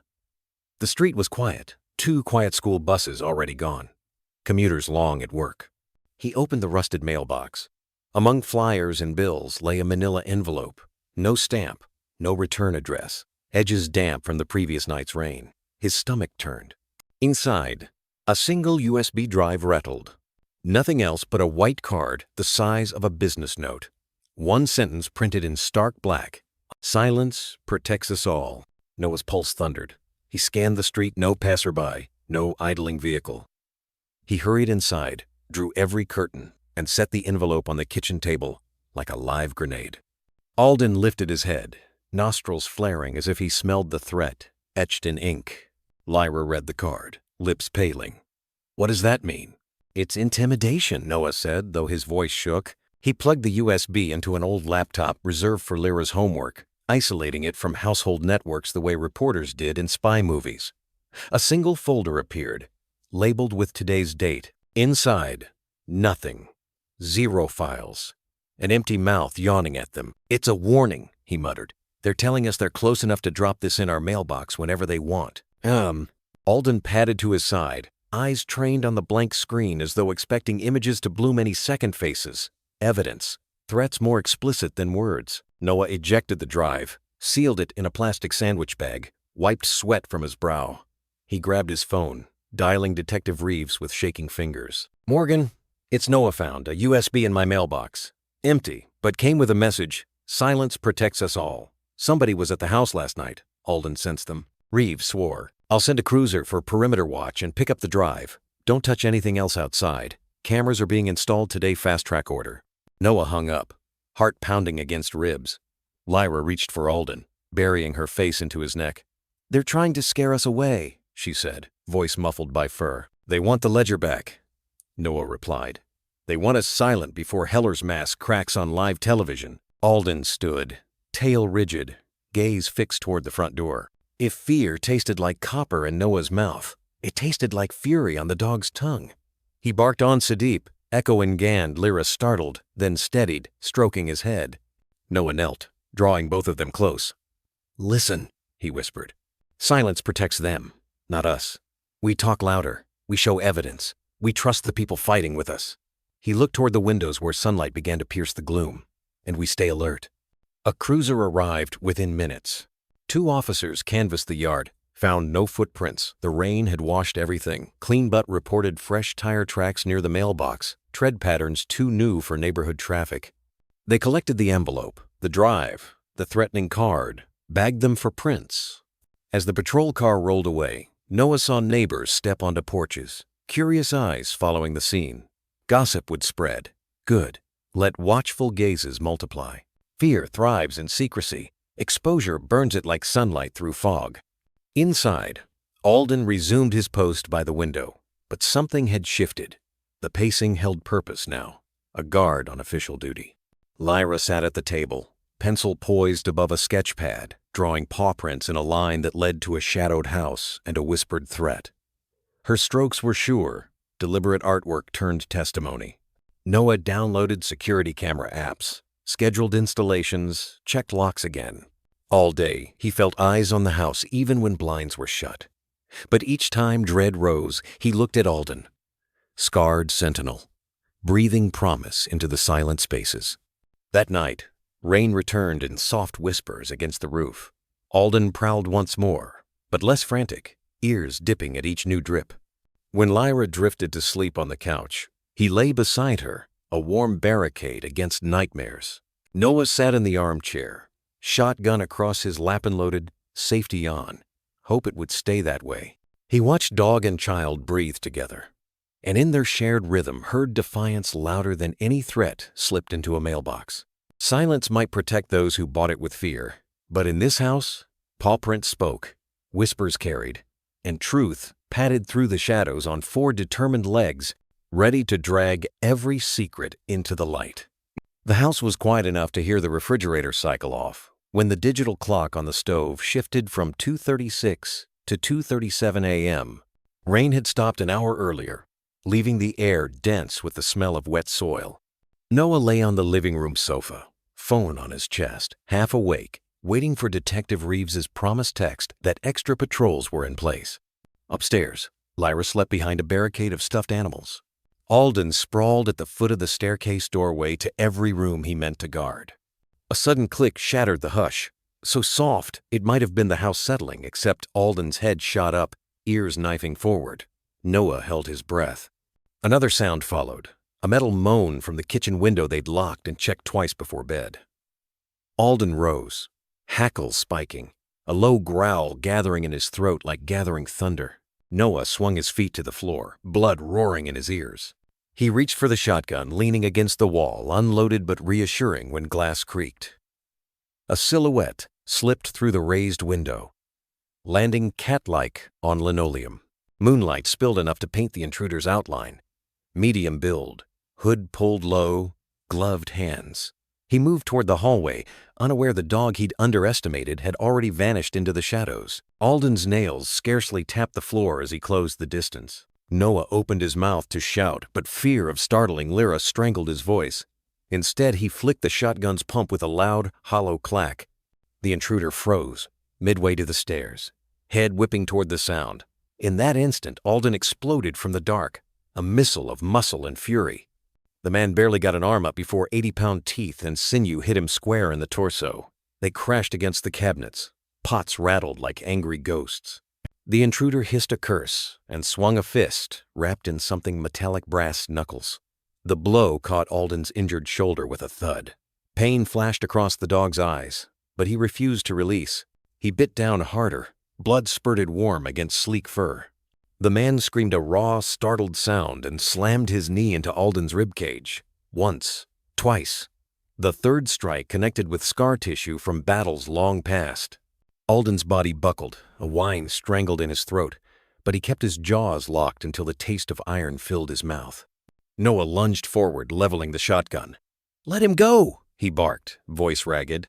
The intruder's eye spale predatory glittered above a soaked bandana.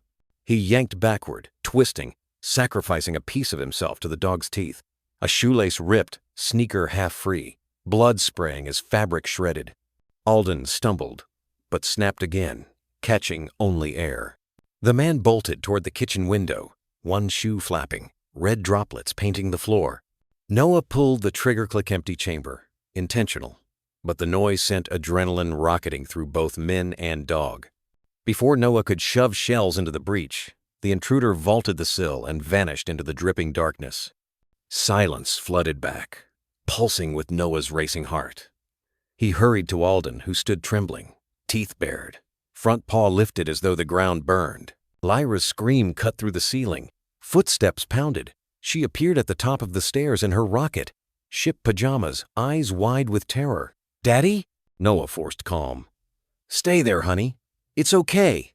He scooped the phone from the sofa, thumbed 9-1 -1, gave clipped details break. In, suspect injured, dog hurt. Then he sank to one knee, hands roving Alden's shoulder. Warm stickiness coated his fingers' blood, but judging by the crimson trail leading to the window, most belonged to the attacker. Alden panted, ribs heaving, but when Noah met his gaze, the dog's eyes burned steady, unbroken.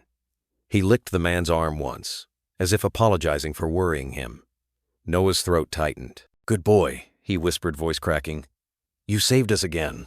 Police sirens wailed in the distance, growing louder. Noah guided Alden to lie down, pressing a dish towel to the torn skin at the scar's edge. Lyra crept halfway down the staircase. Alden's tail thumped weakly at her scent. She descended the last steps, knelt beside him, tears slipping down her cheeks. "He hurt you," she said, stroking the dog's head. "He tried," Noah corrected, forcing a grim smile. But Alden fought back. He picked up the loose, blood-soaked shoelace from the floor, dropped it into a sandwich bag. Evidence, one more thread, tying this nightmare to a name. Red-blue lights strobed through rain-speckled windows as patrol units screeched to a stop. Officers fanned out. 2 entered, weapons drawn. Noah raised empty hands, adrenaline finally making him shake. He pointed to the window, the blood trail, the bagged lace. An EMT knelt to examine Alden, murmuring praise even as the dog's lip twitched in pain. Lyra wrapped her arms around Noah's waist, staring at the doorway as if expecting the intruder to return. "Was it him?" she whispered. "I don't know," Noah said. But he suspected. The height matched, the build, the ruthlessness. Jonas Heller might dress in suits for morning shows, but someone did his dirty workhand, that someone had left part of his shoe, part of his blood, inside the Monroe home. Detective Reeves arrived minutes later, raincoat flapping, face carved with worry. He inspected the tape-measured distance between window and first blood droplet, listened to Noah's account, then crouched to Alden. "Hell of a soldier," he murmured, scratching behind the ear untouched by blood.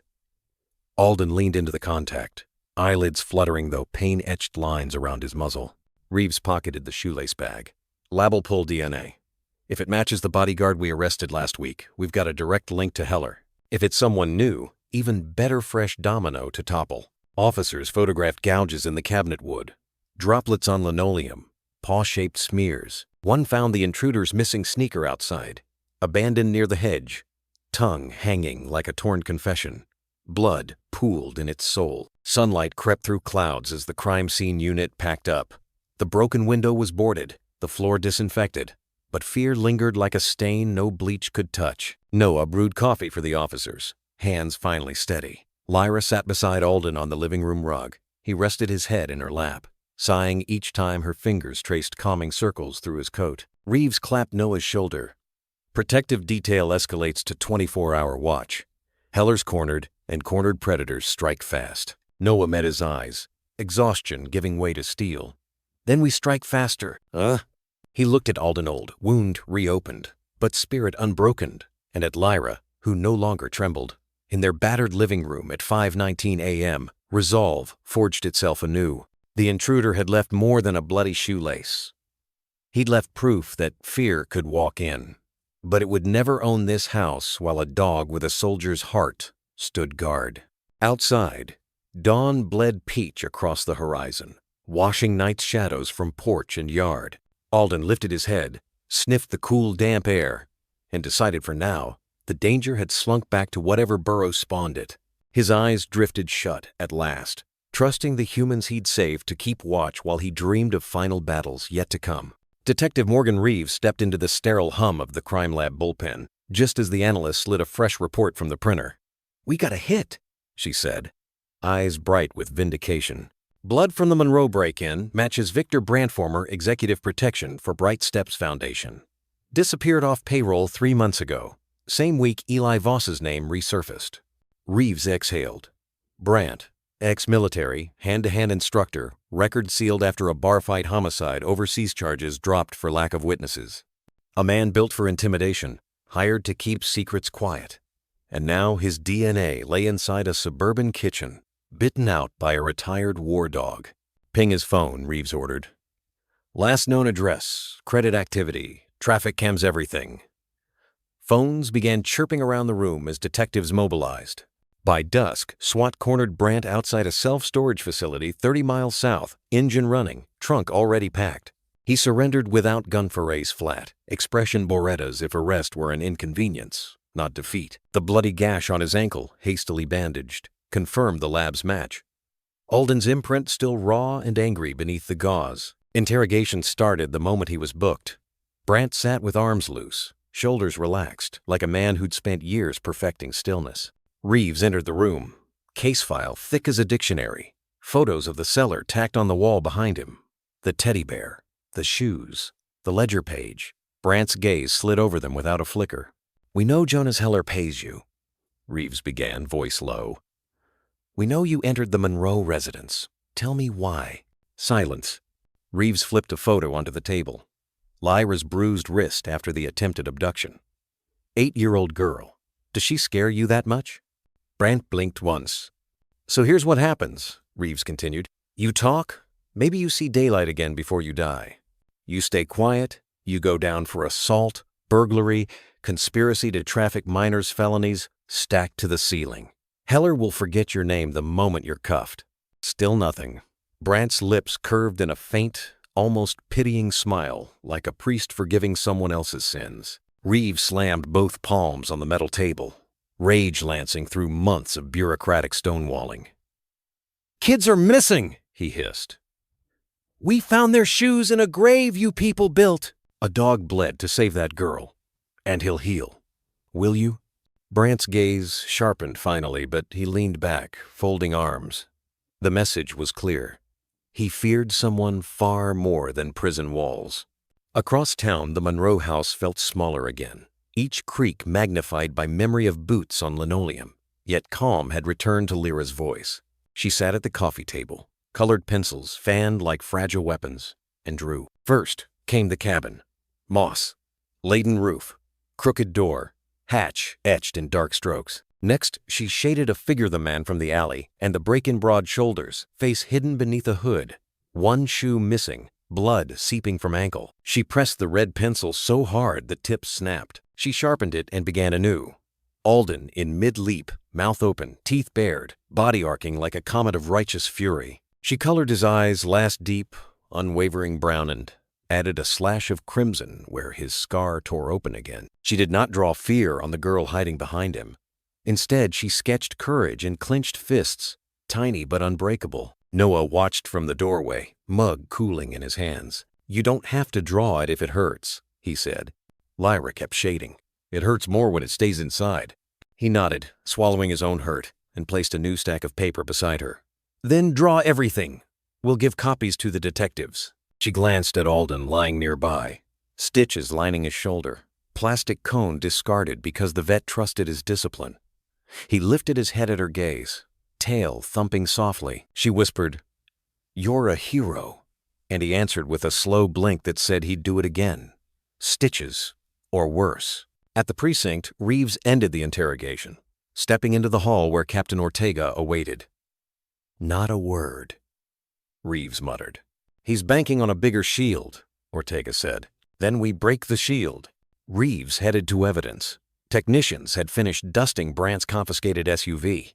Hidden behind the fuse panel, they'd found a phone battery removed, but memory intact loaded with encrypted chat logs. IT had already cracked one.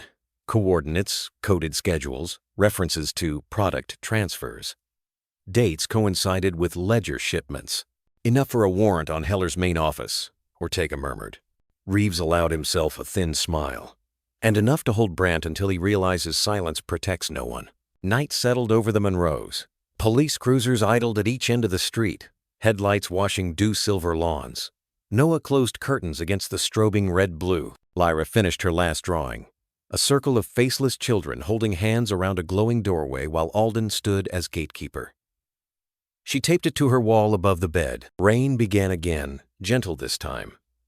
Alden limped to his spot at the threshold of her room, turned 3 times, and settled with a grunt. Lyra brushed his fur, fingertips skimming new stitches. "You'll get better," she promised, "and we'll make sure they can't hurt anyone." Downstairs, Noah answered a late call from Reeves. "Blood confirmed. Vehicle evidence solid." Brant locked tight. "We're going for Heller next," the detective said. When Noah climbed to check on Lyra, he found her asleep, pencil still in hand, Alden's head resting lightly on her foot. On the nightstand lay the blank space of paper yet to be filled, a promise of stories still untold, of children still unnamed. Noah switched off the light. Outside, the cruisers kept vigil. Inside, paw prints etched invisible circles of safety across the hardwood, and whispers of power began to fracture beneath the steady pressure of truth. A week after Victor Brant's arrest, the Monroe Street transformed into an accidental shrine. It began with one bouquet white lilies wrapped in newspaper, left at the base of the mailbox. By sunset, they were joined by a stuffed German Shepherd plush, a hand-drawn card in crayon. "Thank you, Alabama Den, for saving the kids." The next morning there were 8 bouquets, then 20. News vans idled at the curb, antennas pointed skyward like curious insects. Reporters filmed stand-ups beside the growing sea of petals, telling viewers about the silent guardian who'd torn a trafficking ring wide open. On Channel 8, the anchor's smile bordered on reverent as she narrated security camera clips. The police had released Alden limping beside Lyra into the precinct, stitches fresh, tail wagging once at the desk sergeant. The footage looped while a scrolling Chiron read, "Hero dog foils child, trafficking plot." Inside the house, Noah watched, equal parts pride and discomfort knotting his stomach. Every word of praise felt earned, but every replay also ripped scabs from Lyra's memories. He turned off the television when the segment ended, but applause echoed in his head. Neighbors he hadn't spoken to in years knocked with casseroles, dog biscuits shaped like bones, questions about interviews. He declined gently, voice steady, eyes tired. "My daughter needs quiet," he said again and again. Most respected it, retreating with sympathetic smiles. A few lingered, hoping to glimpse the legendary dog through the curtained window. Alden sensed the visitors long before their footsteps reached the porch. He positioned himself near Lyra wherever she wandered in the house, nose occasionally brushing her elbow, a silent check-in. When strangers' voices drifted through the door, he stiffened, muscles wired, but at Noah's calm hand signal he stayed, trusting the perimeter detail outside. Lyra should have felt safer than ever. Crime scene tape gone, patrol cars constant, community on her side. Yet each bouquet that landed with a soft thud on the porch boards made her flinch. On the third day, she stopped venturing downstairs, claiming homework. She spent hours at her desk, headphones on but no music playing, pencils moving in frantic strokes. Noah peeked in, paper after paper filled with dark woods, hatch doors, faceless men looming. Alden's image appeared to sometimes triumphant, sometimes crumpled and bleeding in charcoal grays. At dinner, she pushed food around. When Noah asked about the drawings, she shrugged, muttered she was just practicing shading. He saw the lies settle over her like fog. That night, the local paper ran a front-page photo. Lyra's crayon card taped to the mailbox, bouquets framing it.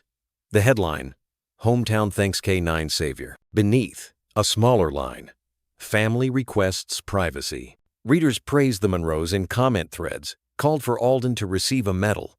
But trolls crept in 2 anonymous avatars, sneering that Noah was milking the hero dog for attention, that the girl's story changed details with every retelling. Noah closed the laptop hard enough to rattle dishes. Lyra heard the bang, peeked from the stairs. "People think we're lying?" she asked, voice so quiet he barely caught it. "Some people can't stand truth that scares them," he answered. She nodded, but her shoulders remained hunched. Later, he found a fresh sketch torn into tiny squares in the bathroom trash. Alden mirrored her anxiety, restless pacing, soft whines at her closed bedroom door. Noah coaxed him downstairs, clipped the leash, and walked him under the streetlights past mounds of flowers now drooping in summer heat. He read every tag for the brave dog. "Thank you for my little sister. Keep fightin', Gand," whispered gratitude on behalf of a child too overwhelmed to voice her own. Reporters staked out farther away after police reminders, yet their camera lenses still gleamed between bushes. One shouted questions about Lyra's mental health. Noah's temper flared. Alden growled, and the reporter retreated, footage useless without a quote. But the intrusion lingered like smoke. The next evening, Noah found Lyra curled in her closet, quilt around her shoulders despite warm air. Alden squeezed beside her, head in her lap, eyes pleading for help he couldn't provide. Noah crouched, heart cracking. "Talk to me, bug," he said. She stroked Alden's ears. "Everyone loves him now, but I keep seeing that man in the alley. I can't draw him away." Tears slid silently. "What if they come again? What if this time he's hurt too bad?" Noah swallowed the lump in his throat. "Alden's job is protection, but healing is ours. The detectives are closing the net. Heller's facing charges soon. Brandt can't reach us from jail." She looked unconvinced. So Noah fetched her sketchbook, flipped to a blank page, handed her a blue pencil. "Show me somewhere safe," he said. "Not the cabin. Somewhere else." She hesitated, wiped her nose, then began. Slow curves formed a meadow under bright sky. Alden chasing butterflies, Lyra laughing. The lines were tentative, wobbly, but when she finished, the shadows on her face eased. Alden licked a tear from her cheek, tail giving the smallest sway. Noah pinned the drawing to her corkboard beside constellations. "Here's our truth," he said. "Outside noise can't touch this." In the days that followed, he spoke to Morgan about victim counselors. A trauma therapist arrived, meeting Lyra over hot cocoa. Alden lay at her feet, sentinel and comfort both. Session by session, Lyra's voice inched louder. She described the fear, then the moments Alden's presence filled the empty places in her chest. The therapist called it canine-anchored exposure, a bridge of trust built from fur and heartbeat. Meanwhile, the bouquets on the porch wilted. But new ones arrived fresh. Noah collected the withered flowers each dawn, composting them into soil for Lyra's neglected garden beds. She watched from the window, and one morning joined him, planting marigold seeds among the petals. Alden sprawled nearby, sun warming his scar. Local news moved on when bigger headlines came: state raids on Heller properties, indictments unsealed, reporters packed up gear. The shrine shrank to a single vase, the mail carrier refreshed weekly. And in that slow ebb of public gaze, Lyra found space to breathe. One evening she stepped onto the lawn with chalk and wrote on the sidewalk, "Thank you, but we're okay." Under it she traced Alden's paw in pink. The next day, no new flowers appeared. Instead, neighbors waved from porches, giving privacy disguised as friendliness. Lyra still startled at night noises, and Alden still patrolled the windows before bed, but quiet settled differently now, less like suffocation, more like a hush before dawn. Not all heroes spoke. The town had learned. Some healed in silence, drawing hope one pencil line at a time, guarded by paws that never demanded applause for their watch beneath the moon. Gray morning light spilled across the courthouse steps as an armored van rolled to a stop. Cameras clicked. Jonas Heller emerged in cuffs, flanked by U.S. Marshals. The $1,000 suit he wore sagged slightly, shoulders wrinkled, eyes hollow. He kept his chin up, but the tremor in his jaw betrayed him as flashbulbs burst like phantom gunfire. Inside, tension crackled. Ada Rhea Patel adjusted her file thinner than it should be for a case involving so many missing children. No neat trail of records. Just smoke, absence, and names that never made it to a report. But she had what mattered: Lyra's sketches of the hidden cellar, the blood-marked teddy bear, and Alden's bite on Victor Brandt evidence, imperfect but unbroken. In courtroom 3B, Heller sat beside Evelyn Cordell, a defense attorney with a reputation for turning juries. She whispered calmly while the jury stared anywhere but directly at Heller. In the gallery, Noah sat beside Lyra, her hand gripping Alden's leash. The dog, in his service vest, lay alert at her feet. Judge Whitaker entered. "State of Washington versus Jonas Thomas Heller," the clerk read. Heller stood as charges rang out: child trafficking, kidnapping, obstruction. His voice didn't shake as he pleaded not guilty. Rhea's opening was quiet, but devastating. "This case is about power disguised as charity," she said, eyes scanning jurors. The defendant built a false sanctuary, Bright Steps, where children disappeared without alarm. It was an 8-year-old and a retired K-9 who pulled back the curtain. Cordell rose in turn, voice smooth. "The state has painted monsters with crayons. But where's the footage? The witnesses? A notebook of coded scribbles? Blood from an animal? They'll ask you to believe without proof." The trial began. Forensics tied soil samples to Brandt's storage unit. A handwriting expert confirmed Heller's ledger matched his grant applications. Brandt, in cuffs, admitted to receiving encrypted GPS drops to secure property, but refused to name the source, invoking the Fifth. His silence left a chill in the room. Detective Reeves detailed the trail. Alden's bite led to Brandt. Brandt's files led to shell charities. And those led to Heller. Cordell pushed back, suggesting coincidence, disgruntled ex-employees, lazy labs. Reeves held firm, but doubt flickered across a few juror faces. Then came Lyra. She entered quietly, hair braided tight, wearing a navy dress dotted with constellations.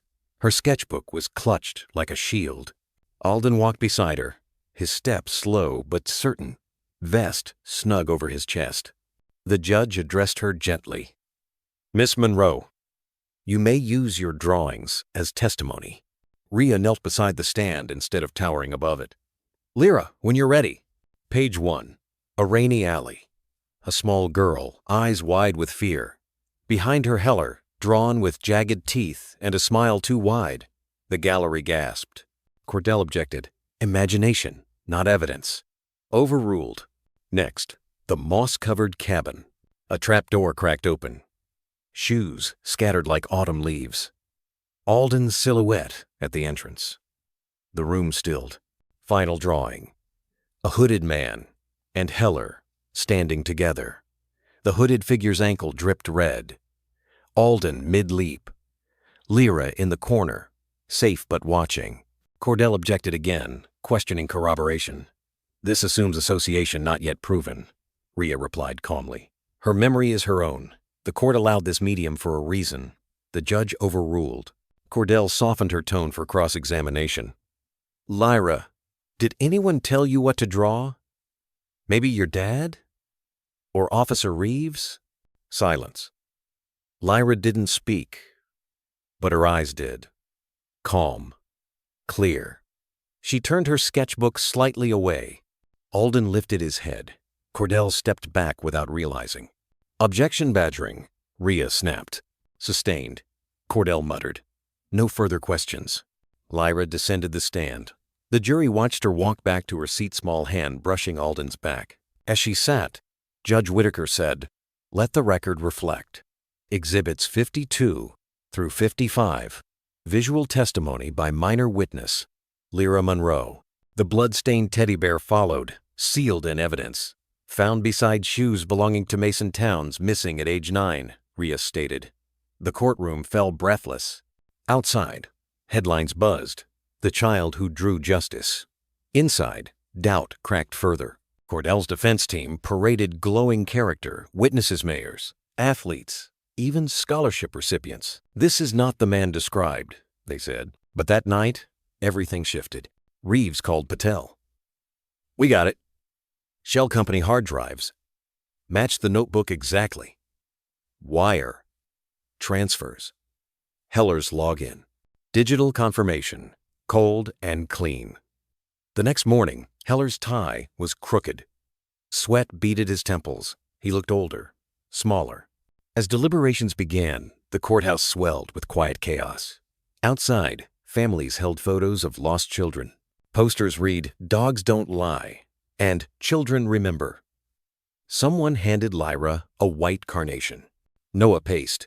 Lyra sat cross-legged beside a radiator, tracing invisible lines on her jeans. Alden pressed into her side, eyes on the elevator doors. When the jury filed back in, silence cloaked the room. "Madam Foreperson," the judge intoned, "has the jury reached a verdict?" She stood. "We have, Your Honor. Count 1 guilty, count 2 guilty, count 3 guilty, count 4 guilty." A gasp. A sob. Then, quiet. Heller didn't look at Lyra, but she looked at him unflinching. Not angry, not afraid, just finished. Elton sat beside her, eyes sharp, tail unmoving. The headlines that night were not about the verdict. They were about a girl who didn't speak and a dog who didn't bark yet. Both told the truth. Time bent. Minutes collapsed into themselves. The jury's red, deliberating light seemed to glow brighter with every heartbeat. Noah tried to calculate how long typical verdicts took, but numbers slipped from his mind like sand through wet fingers. He glanced at Lyra. She offered a wan smile and tapped Alden's head. "He already knows," she whispered, as though the dog could read jury foreman signatures through walls. 2 hours passed before the buzzer sounded. Court staff hurried to their stations. A bailiff opened doors with rigid ceremony. People flooded benches. Media scribes, activists, off-duty officers who'd hunted leads for years. Heller entered, flanked by deputies. He looked smaller, now tie askew.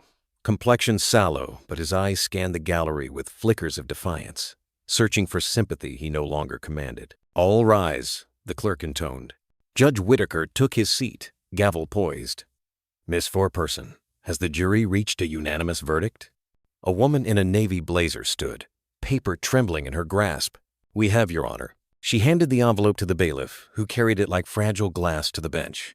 Whitaker unfolded the sheet, eyes moving once, twice, then lifting to the packed courtroom. In the matter of the state of Washington versus Jonas Thomas Heller, on count 1 conspiracy to traffic Minorsui, the jury find the defendant guilty. A collective exhale rippled. Tears sprang in unexpected eyes. Whitaker continued.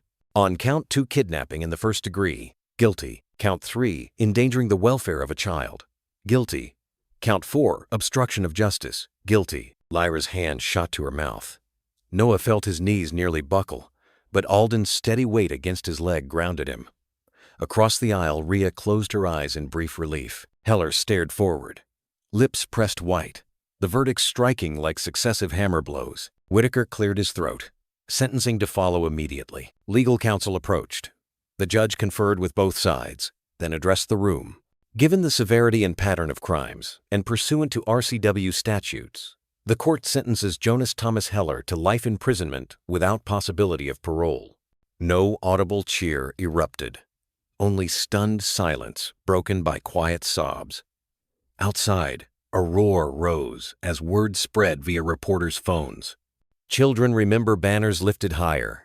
Dogs don't lie posters shook in jubilant fists. Car horns sounded from the boulevard, a discordant anthem for victory hard won. Deputies clasped Heller's arms. He turned once toward Lyra, eyes hollow. The child met his gaze without flinching, Alden rising to stand between Thema living line that would never be crossed again. Heller's stare faltered. He looked away as he was led from the courtroom, footsteps echoing like retreating thunder. Judge Whitaker addressed the gallery. Justice today is not the end, merely a beginning for healing. Court is adjourned. The gavel fell, a final punctuation mark. In the corridor, supporters burst into applause as Rhea emerged. She shook Noah's hand, voice thick. "Your courage and his," she added, stroking Alden's fur, made the difference. Reporters clustered, microphones extended. Noah offered a brief statement. "Today's verdict honors children who were silenced. We thank law enforcement, prosecutors, and the community. Now we ask for space to heal." Lyra said nothing. Her drawings had spoken louder than any headline. Alden regarded flashing cameras with calm disdain, then nudged Lyra, guiding her toward the exit. They stepped onto the courthouse, steps into a sea of flowers and applause. Someone knelt to place a garland around Alden's neck-blue cornflowers and white daisies. His tail swept once, acknowledgement enough. Lyra squeezed his collar, and for the first time since the alley, she felt the sun on her face without a shadow lurking close behind. As they walked through the crowd, a chant rose, soft at first, then building. "For the children! For the children!" Noah felt tears sting, not of sorrow but of collective relief. Community voice-filling spaces where silence once reigned. He glanced at Lorraine's bright, shoulders straighter than at Alden, limping yet proud, wearing blossoms like medals. Justice had spoken in measured legal terms, but the true verdict belonged to the people standing here, to a girl who drew nightmares into daylight, and to a dog who proved that sometimes love bites back hard enough to shatter chains. Sunlight spilled across Lyra's bedroom like wet gold, turning the buttercream walls into a watercolor dawn. Her father, Noah, had painted it just how she asked, adding window shelves where marigolds reached for warmth. In this room, time moved gently, like breath returning after years of holding still. Lyra sat cross-legged by the window, her guitar nestled in her lap. It was Noah's old acoustic strings new, body worn with stories. Her fingers trembled against the frets. The therapist had suggested music, but it wasn't therapy that drew her here. It was the way Alden, the German shepherd who once saved her life, would quietly listen. Today, her whisper of a voice returned, fragile as a leaf. She played a lullaby her mother used to hum. The dog shifted, tail thumping once, ears alert. One wrong chord. She winced. Alden inched closer, laid his muzzle on her ankle. It was enough. She began again. Noah, hearing the music, crept upstairs and leaned against the doorframe. He hadn't heard her sing in years. "That was beautiful," he said gently. "I missed a chord," she whispered. "So did Lennon," he smiled. "But Alden approves." She chuckled. "A wind chime sound. When I sing, it pushes the bad air out." "Then let's keep pushing," he said. Together, they named it the Bright Room. Because, as Lyra said, the dark stopped here. Weeks later, Sheriff Klein arrived in her crisp uniform, eyes softening at the sight of Alden ambling toward her. She'd led the raid that rescued Lyra and the others. Now she returned with a folder under her arm. Inside were blueprints. "We're building a K-9 retirement wing," she said, "and naming it after him, the Alden Unit." Noah's breath caught. Warm beds, vet care, honor, a place where dogs like him get a second chance. Alden, as if understanding, rested his head on Noah's foot. Klein opened a small wooden box. Inside lay a dozen tarnished K-9 badges, long forgotten. "This one's his partner, 9 Mason," she whispered, placing it gently before Alden. The dog sniffed it. a soft whine escaping. Grief, memory, recognition. We'll bury Mason's ashes beneath the memorial stone, she added. Ash to earth, legacy to light. Lyra's artwork drawings of children and dog shad inspired the building's design. They asked to feature it in the lobby. If she's willing, Klein said. She'll say yes, Noah replied. She wants every dog to find a child to protect, and every child a dog to listen. Before leaving, Klein clipped a temporary star to Alden's collar. Consider yourself honorary until ribbon cutting. He licked her cheek a solemn oath in salt. On her 9th birthday, Lyra made an unusual request. No candles, she said. Just take me back. To the cabin.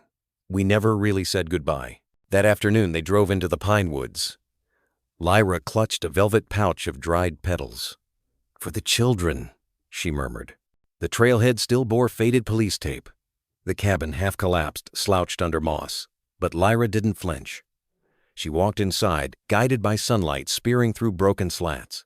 Noah sealed the hatch with a cedar plank, nails driving into old wood like punctuation marks on a painful story. Lyra scattered petals marigold, daisy, daffodil across the hatch. For the ones without names, she whispered. Alden sniffed the flowers and exhaled deeply, as though surrendering one last piece of memory. On the board, Noah carved a single word. Free. Beside it, Lyra pressed her initials. Then Alden's paw print. Now it's a gravestone and a gate at once, she said. Outside, they planted seeds wild lupine, bee balm, forget-me-nots.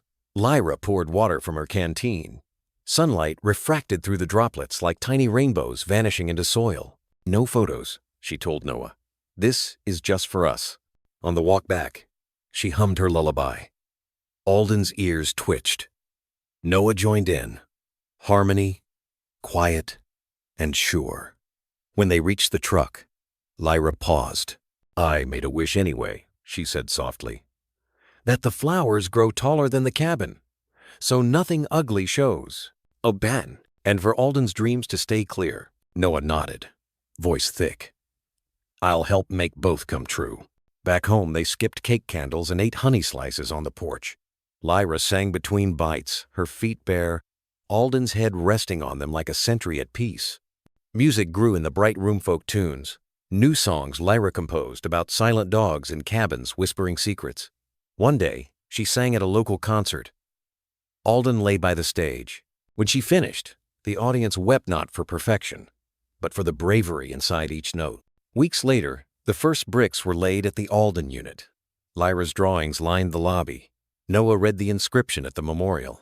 For the ones who guarded in silence, you were never forgotten. Alden watched the crowd, tail still. His limp remained, but his eyes glowed with something beyond recognition belonging. In that bright, quiet room where it all began, trauma didn't disappear. It became something else pressed into chords, sketched into lines, whispered into dog ears who listened without judgment. Healing hadn't arrived with sirens. It came in lullabies, in paws pressed gently to a girl's side, in words finally spoken without fear. And as spring returned, the house breathed easier still. The dark had stopped, the light remained, and in the bright room, music grew. Autumn crept into the Monroe Valley without fanfare, softening the days with golden light and slowing Alden's steps. The bullet wound from the break-in months ago flared with cold, and every movement became a quiet test of strength. But Alden, ever the soldier, faced each sunset with the dignity of someone who had nothing left to prove. Lyra noticed first, she always did.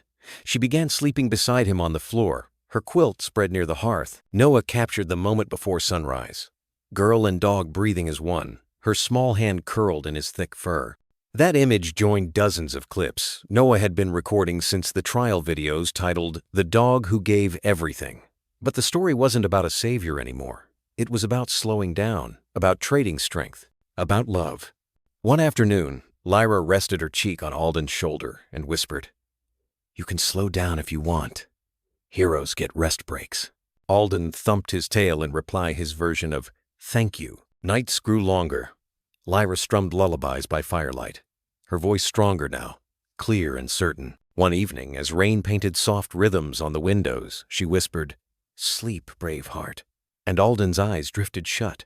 But the stillness didn't last. One moonlit night, Alden stirred. Something invisible scent or instinct called to him. He rose with effort, joints creaking, and padded across the porch. Lyra followed barefoot, her flashlight bouncing off tree trunks. Fear gripped her. Not fear of the woods, but fear of losing him in it. But Alden wasn't running, he was returning. In a clearing, bathed in silver light, he stopped. A small herd of deer grazed silently under the stars. A fawn stepped forward, curious and unafraid. Alden watched, not as a hunter, but as a pilgrim. He lay down in the grass, spine straight, gaze calm. Lyra knelt beside him, resting her hand on his fur. "I'm here," she whispered. "I'll stay as long as you need." They remained like that girl and dog under constellations. No commands, no noise, only breath and starlight, and an owl calling from afar. Noah arrived later, flashlight shaking, but he paused when he saw them. The forest had become sacred. He wanted to see the world one more time, Lyra said. They walked home slowly. Alden limped, but his eyes were bright. At the porch, he paused, surveying the yard like a general bidding farewell to his troops. Then he lay down on his rug, sun spilling across him. Lyra pressed her forehead to his. "Thank you for taking me with you," she whispered. 4 mornings later, Noah rose early and found Alden still beside the fireplace, but the rise and fall of breath had stopped. The dog's body lay curled with one paw tucked beneath his chin, like he'd fallen asleep mid-watch. Noah knelt and wept in silence. Lyra descended the stairs and saw his facius understood. She joined him, pressing both palms to Alden's fur. "He waited for daylight," she whispered. "And until we were safe," Noah replied. They didn't hold a grand service. Instead, they chose the clearing, the one beneath the lone pine where Alden had watched the deer. They wrapped him in Lyra's constellation quilt. She tucked beneath his paws, her lullaby drawing, and a pouch once filled with petals. Noah placed Alden's service badge near his heart. Before covering the grave, Lyra spoke. "You remembered the dark so I could forget it. Now you can forget too." Then Noah read aloud. "In silence you carried the storm away. In sleep you laid our daylight down. Rest now beneath this watchful pine. Earth cradles your unspoken crown." They buried him together. Noah placed a flat river stone at the head. Lyra chiseled the words with her father's help. He remembered, so she could forget. She scattered marigold petals across the mound and hummed their lullaby soft, almost like prayer. The breeze carried it through the pines. The forest, once feared, now felt like a cradle. In the days that followed, Lyra couldn't sing not yet. Instead, she shaped beads from clay, pressed with her thumbprint and Alden's paw print, stringing them into bracelets for the volunteers of the Alden Unit, which opened the following month. Noah compiled the footage into a short film titled Goodbye, Guardian. 15 minutes of silent heroism, rooftop vigils, trial days, lullabies, paw prints. He didn't release it publicly. Some stories, he believed, were best kept sacred. One twilight, Lyra visited the grave, alone. She sat cross-legged beneath the pine and hummed, her melody low and steady. The tree vibrated faintly, like the lowest string of her guitar, responding in kind. Back on the porch, Noah watched from afar, camera untouched. Some memories belonged only in the heart. He noticed that even as the seasons washed over the wood, faint paw prints still stained the boards. Love, after all, leaves marks sometimes invisible, always unforgettable. When Lyra returned, stars were blooming. She slipped her hand into Noah's and whispered, "I can sing again." He kissed her hair. "Whenever you're ready, the porch is listening." "Oh." They stepped inside, closing the door softly behind them. Outside, the pine stood tall under a sky of watchful stars. Beneath its roots, a guardian rested at last, wrapped in constellations, guarded by the very peace he had given others. And inside the house, a girl was learning to sing again, not because the grief had gone, but because love remained. A thin ribbon of winter sun stretched through the windows of the nearly finished Alden Unit, catching dust motes that hovered like small blessings. Fresh paint, the color of dawn, still carried a faint scent. Kennels gleamed, each stall front engraved with a bronze paw. At the far end of the central hallway, a banner hung between 2 beams. Alden's Echo Foundation, where healing finds a tale. Lyra stood beneath it, fingers laced with quiet anticipation. A year had passed since they laid Alden to rest, but the mission birthed by his paw prints had finally breathed into life. The nonprofit's paperwork signed, Lyra Monroe, co-founder, in looping determined script sat on Noah's desk in the adjoining office. Yet the foundation wouldn't feel real, she thought, until the first child and the first retired service dog took their tentative steps toward each other. Outside, a minivan eased into the gravel lot. Noah emerged, guiding a small boy who moved like a whisper. Shoulders hunched, eyes flicking everywhere but forward. 7-year-old Aiden Reyes hadn't spoken since the apartment fire that stole his parents 3 months prior.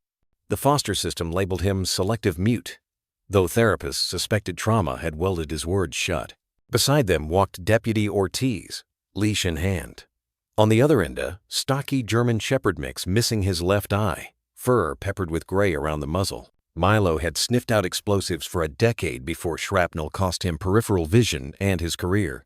Yet as he trotted toward the entrance, tail swaying in lazy optimism, he radiated the same silent courage Alden once carried. Lyra opened the door. "Hey there," she greeted softly, crouching. Milo's nose brushed her palm, warm and inquisitive. His single amber eye met hers not pitying, simply asking, "What next?" Aiden lingered just inside, clutching a plastic firefighter figurine charred at the edges. Noah knelt beside him. "This is Lyra," he introduced, voice gentle but unfaltering. She knew a dog who saved her life. Now she's helping dogs save other kids. Aiden's gaze darted to Milo, then down. No words surfaced. Lyra remembered the weight of swallowed speech, the ache of soundless nights. She stepped back, giving space. "Would you like to see Milo's room?" she asked. But it was Milo who made the invitation pause, padding toward the boy with deliberate softness, tail lowering to a careful wag. Milo paused a foot away, sat, then bowed his head in a subtle canine nod. Aiden's fingers tightened on the plastic toy until Lyra feared it might snap. Noah stayed still. Ortiz loosened the leash, letting length spool across the polished floor. After several seconds that felt like heartbeats drumming in slow motion, Milo extended one power trick he'd learned for Bomb Squad public demos. The gesture was comic, gallant, disarming. Aiden blinked. Some invisible thread tugged his free hand forward, hesitant. His palm met the dog's paw, small fingers wrapping around rough fur. Everyone seemed to inhale at once, the first gasp of a dawn breaking. Noah captured the moment on his phone footage for no press release, just the Foundation archive titled First Rescue. He caught the angle where sunlight haloed boy and dog, 2 survivors orbiting each other at the precise distance courage required. Lyra led them down the hall to Milo's kennelless stall, fitted with a raised orthopedic bed and blankets sewn by volunteers. Aiden released the leash and sat cross-legged on the floor inside, silent but no longer shrinking. Milo circled twice, then settled, pressing barrel chest against the boy's knees. That was all. No fanfare. No miracle spark, just warmth against cold memories. Ortiz wiped his eye discreetly. "He's different with kids," he murmured. "Out in the field, Milo was a bullet. Here, he's something softer." "We call it Alden's gift," Lyra replied. Noah knelt outside the stall. "Aiden. Milo spent his life keeping people safe. He got hurt, but he still wants a job. Think you could be partners?" The boy traced the line where Milo's fur dipped into scar. Finally, he nodded. A wordless pact sealed. Lyra brought over a braided rope toy, set it beside them like an offering. Aiden picked it up, tugged gently. Milo responded with the barest pull, mindful of fragile wrists. A tiny smile flickered on the boy's lips before vanishing, but it was a new evidence of thaw. Over the next hour, they toured therapy rooms echoing with quiet hope, shelves of brushes for tactile bonding, beanbag corners for shared naps, an indoor agility course with obstacles low and forgiving. Aiden never released the leash entirely. Milo never strayed beyond 2 feet. In the multipurpose room, Noah set up a small table. He placed paper and crayons, nudging them toward Aiden. "If you feel like drawing," he suggested. The boy hesitated, then sketched in timid strokes, a stick figure holding a dog on a leash under a bright red sun. 2 names above, Aiden and Milo. When he finished, he tugged Noah's sleeve and pointed. That silent proclamation felt louder than any speech. Lyra pinned the drawing to a corkboard titled First Families, beside a photo of Alden and younger, two-eyed Glory. Beneath Aiden's picture, she wrote in tidy script, "Partnership formed, day 1. End of that." As afternoon light faded to amber, Ortiz completed paperwork transferring Milo to the Foundation's Foster to Adopt program, pending home visit approvals. Aiden's foster parents arrived, astonished to find the boy's hand still anchored in coarse fur, his posture straighter than they'd ever seen. Milo climbed into their minivan without hesitation, tail brushing Aiden's cheek like a benediction. In the parking lot, the boy paused, turning to Lyra. For a breath, she thought he might speak, but instead he placed his charred firefighter toy in her palm, a token of trust. Relinquished. She knelt to Milo, whispering, "Guard him well." Milo licked her knuckles, then hopped inside, settling beside his new charge. The van rolled away beneath a bruised violet sky. Lyra clutched the toy, feeling melted plastic ridges cool against her skin. Beside her, Noah exhaled, awe and exhaustion mingling. "First rescue," he said softly. "First of many," she answered, gaze lingering on the van until taillights blurred into twilight. They turned toward the Alden unit, where kennel lights glowed, warm and welcoming. The world outside still churned with old hurts, but within those walls, legacy had grown legs and a wagging tail. Lyra smiled, hearing in the hush a familiar rhythm pause padding into the future, carrying children's hearts toward the kind of dawn Alden once promised. And somewhere beyond the pines, perhaps beneath a guardian's grave, petals rustled, acknowledging that the mission seated in fur and ash had sprouted, fearless, into new life. The night the documentary premiered, frost halos rimmed the window panes of the Monroe living room, but inside the world felt poised on the warmth of anticipation. PBS had picked up Noah's 15-minute short, expanding it with archival news footage, courtroom sketches, and new interviews to create a full hour-long special titled The Dog Who Never Forgot. The station slotted it for prime time, following a segment on national rescue initiatives. Noah joked that Alden was about to lead the late-night lineup, though his hands trembled slightly as he adjusted the volume. Lyra sat cross-legged on the rug, guitar beside her like a loyal companion waiting off stage. Aiden's first drawing stick boy and one-eyed K9 under a bright red sun hung framed above the television. Somewhere in Oregon, the boy and Milo were likely curled together on their own couch, ready to witness the story that had made their partnership possible. The screen faded up, drone footage sweeping across pine woods toward the Monroe house, morning light spilling over the porch where faint paw-stained planks glowed. A narrator's voice, low and measured, spoke of a retired war dog who traded battlefields for a little girl's nightmares, and how love transmuted into legacy. Noah's camera work followed. The rooftop encounter, the courtroom stills, the final chase into the moonlit clearing. Viewers saw Alden's scar and Lyra's trembling hands transform from symbols of trauma into badges of resilience. Halfway through the special, the scene shifted to the bright room. Lyra, at 14 older, taller sat, bathed in buttercream sunlight. She wore a lavender blouse, hair in the same tight braid she'd worn while testifying years earlier. This time, though, no drawings served as proxy. The producers had asked if she would speak. She'd said yes, because silence belonged to the past, and because Alden's memory deserved a voice unbroken. On screen, the interviewer leaned forward.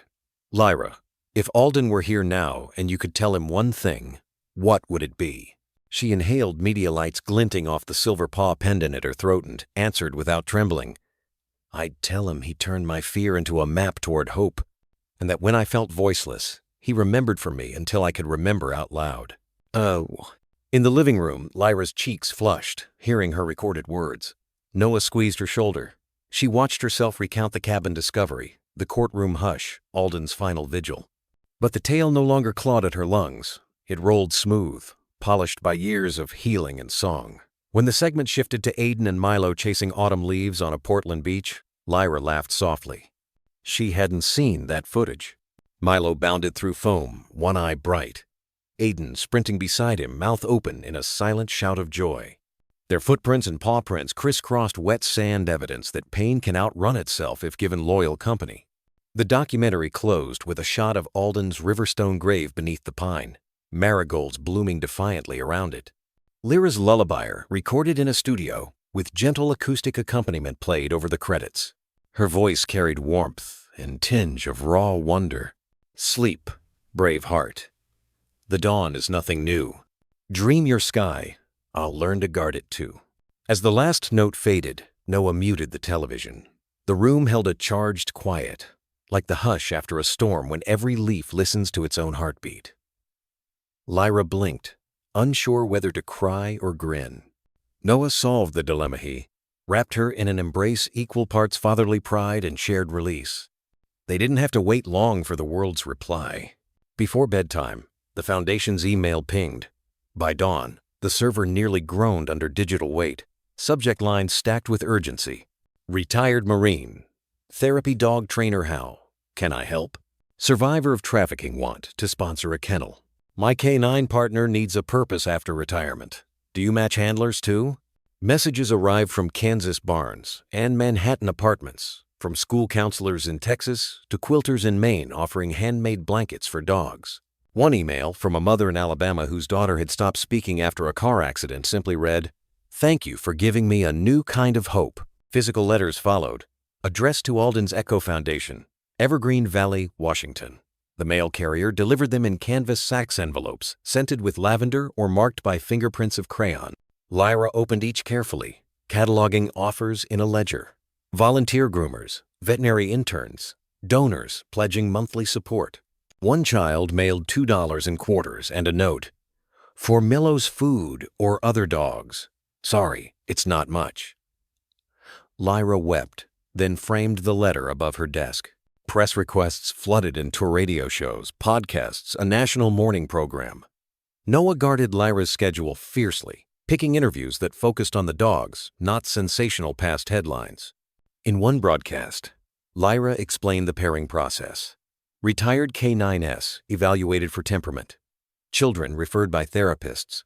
Gradual bonding under trainer supervision. She spoke of Milo and Aiden as proof that heroes wear scars, sometimes on paws, sometimes deep inside, and that healing happens in mirrored trust. Magazine spreads followed. National Geographic Kids photographed Lyra kneeling beside a new recruit Ruby, a Labrador who'd sniffed disaster sites while a shy girl ran fingers through Ruby's ears. The article highlighted Alden's Law. State legislation introduced to mandate after-service care for working dogs, currently winding its way through committees, buoyed by public outcry. Ink of a different sort also found her. At spring break, Lyra visited a local tattoo artist with Noah's reluctant permission. On the inside of her left wrist, hidden unless she turned it just so, she had a small silhouette inked, a dog sitting beneath a pine. Below it, Echo. The needle buzzed like distant bees. It hurt, but she welcomed the pain-per-minute proof of gratitude. When she returned to the unit that afternoon, a new family waited. 11-year-old Carlos, who'd lost his father in a factory accident, and Lacey, an ex-arson detection Dalmatian with a muzzle peppered in gray.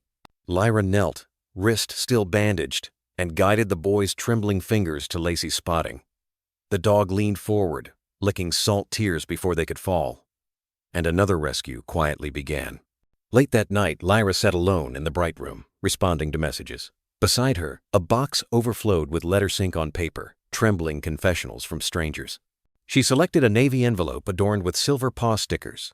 Inside, a simple line, "Your dog never forgot, neither will we." She traced the words, tears prickling, and whispered to the rafters, "Hear that, Alden? Your memory keeps moving." Through the open window, a pine-scented breeze swirled ruffling sheet music on the stand. Lyra lifted her guitar, strummed the lullaby soft enough not to wake the valley, but loud enough she hoped for a guardian star to hum along. In each chord she felt the resonance of paws still echoing, across screens, across pages, across hearts awakened by one dog who chose not to forget, so that countless others could finally breathe in the safety of being seen. A hush lay over the valley as dawn cracked open the sky, washing the pine ridge in pale rose. 1 year to the day since Alden's heartbeat faded, the earth seemed to glide on tiptoe, each breeze careful not to rattle a leaf. Lyra rose before the alarm, slipped into jeans and the lavender blouse Alden once nosed while she wept, and reached for her guitar. The house still slept. Noah sprawled on the couch after another late editing session, the faint glow of his laptop pulsing like a heartbeat on standby. On the porch, she paused, inhaling the cool bite of spring. Frost rhymed the mums, planted in half-moon arcs around the steps, but the marigold she'd winter-seeded near Alden's grave had already sprouted, eager orange buds peeking through last year's mulch. She tucked a travel mug of tea into her backpack, set off across dew-silver grass, and crossed the threshold where meadow yielded to forest. The pines greeted her with the resin-sweet scent she'd come to know as home. Each footfall pressed soft into moss, leaving prints that would vanish by noon. Just as Alden's had each morning he'd patrolled these acres. She counted her breaths. 1 for gratitude, 2 for courage, 3 for silence, the language the forest spoke best. Soon the lone pine appeared ahead, a green spire against cobalt sky. At its base, marigold seedlings formed a bright ring around the river stone marker. The words Noah had carved now darkened by weather. He remembered, so she could forget. Lyra knelt, brushing stray needles from the engraved letters. A year ago, grief had felt like a fist. Now it opened like a palm. Lines etched deep, holding memory rather than crushing it. She unpacked the guitar, the wood chilled from the walk, and sat with her back against the trunk. Fingers found the first chord of the lullaby-soft D major, sliding into a wistful A. She'd recorded studio versions, performed on stages lit by warm spots. But here, raw morning air carried the song truest. She let the first verse float in a near whisper. Sleep, brave heart. The dawn won't chase you far. Dream your sky. I'll keep watch where you are. The forest listened. No squirrel scurried. No jay jeered. Even the brook beyond the ridge seemed to hush its chatter. Lyra felt as though Alden, somewhere beyond the veil, had nudged nature itself into reverent stillness. Second verse rose stronger. Rest, kind eyes. The night recalls your name. Ash and earth, we are sparks of the same. As she sang, she pictured the dog's final dash to watch deer under moonlight, the weight of his head on her lap that last sunrise. Yet sorrow no longer spiked. Instead, warmth spread like sunlight on cold stones. She sensed his presensino in ghostly form, but in the steadfast calm he'd gifted her, now part of her marrow. Lyra reached the bridge, voice catching on the high note, but she pressed through. A breeze lifted, rustling pine needles in soft applause. And in that breath of wind, she imagined paw beats joining the rhythm, distant yet sure. She closed her eyes, strummed the final chord. Sleep, brave heart, until all hearts beat free. Silence unfurled afterward-rich, whole. She rested the guitar in her lap, palms flattening against its warm spruce top, absorbing the echo still hanging between trunks. From her backpack, she withdrew a small wooden box. Inside, a pinch of ash collected from the first kennel completed at the Alden unit sprinklings swept from newly laid bricks, symbolic birth dust of rescued futures. She tipped the ash into her palm, let it sift through fingers onto the marigold sprouts. For the ones you'll never meet, she murmured. Footsteps behind made her turn. Noah emerged between the trees, camera slung but powered off.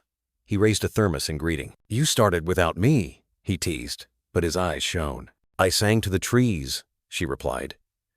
They kept perfect time. He crouched beside her. Together they watched sunbeams grow bolder, gliding down trunks, kissing soil warm. After a while he asked, ready to head back? Volunteers arrive at 9 to meet Ranger, our new recruit. She smiled. Rangera stoic Belgian Malinois recently retired from Customs was set to meet a boy named Leo who'd lost speech after a school shooting. Another pairing, another circle closing.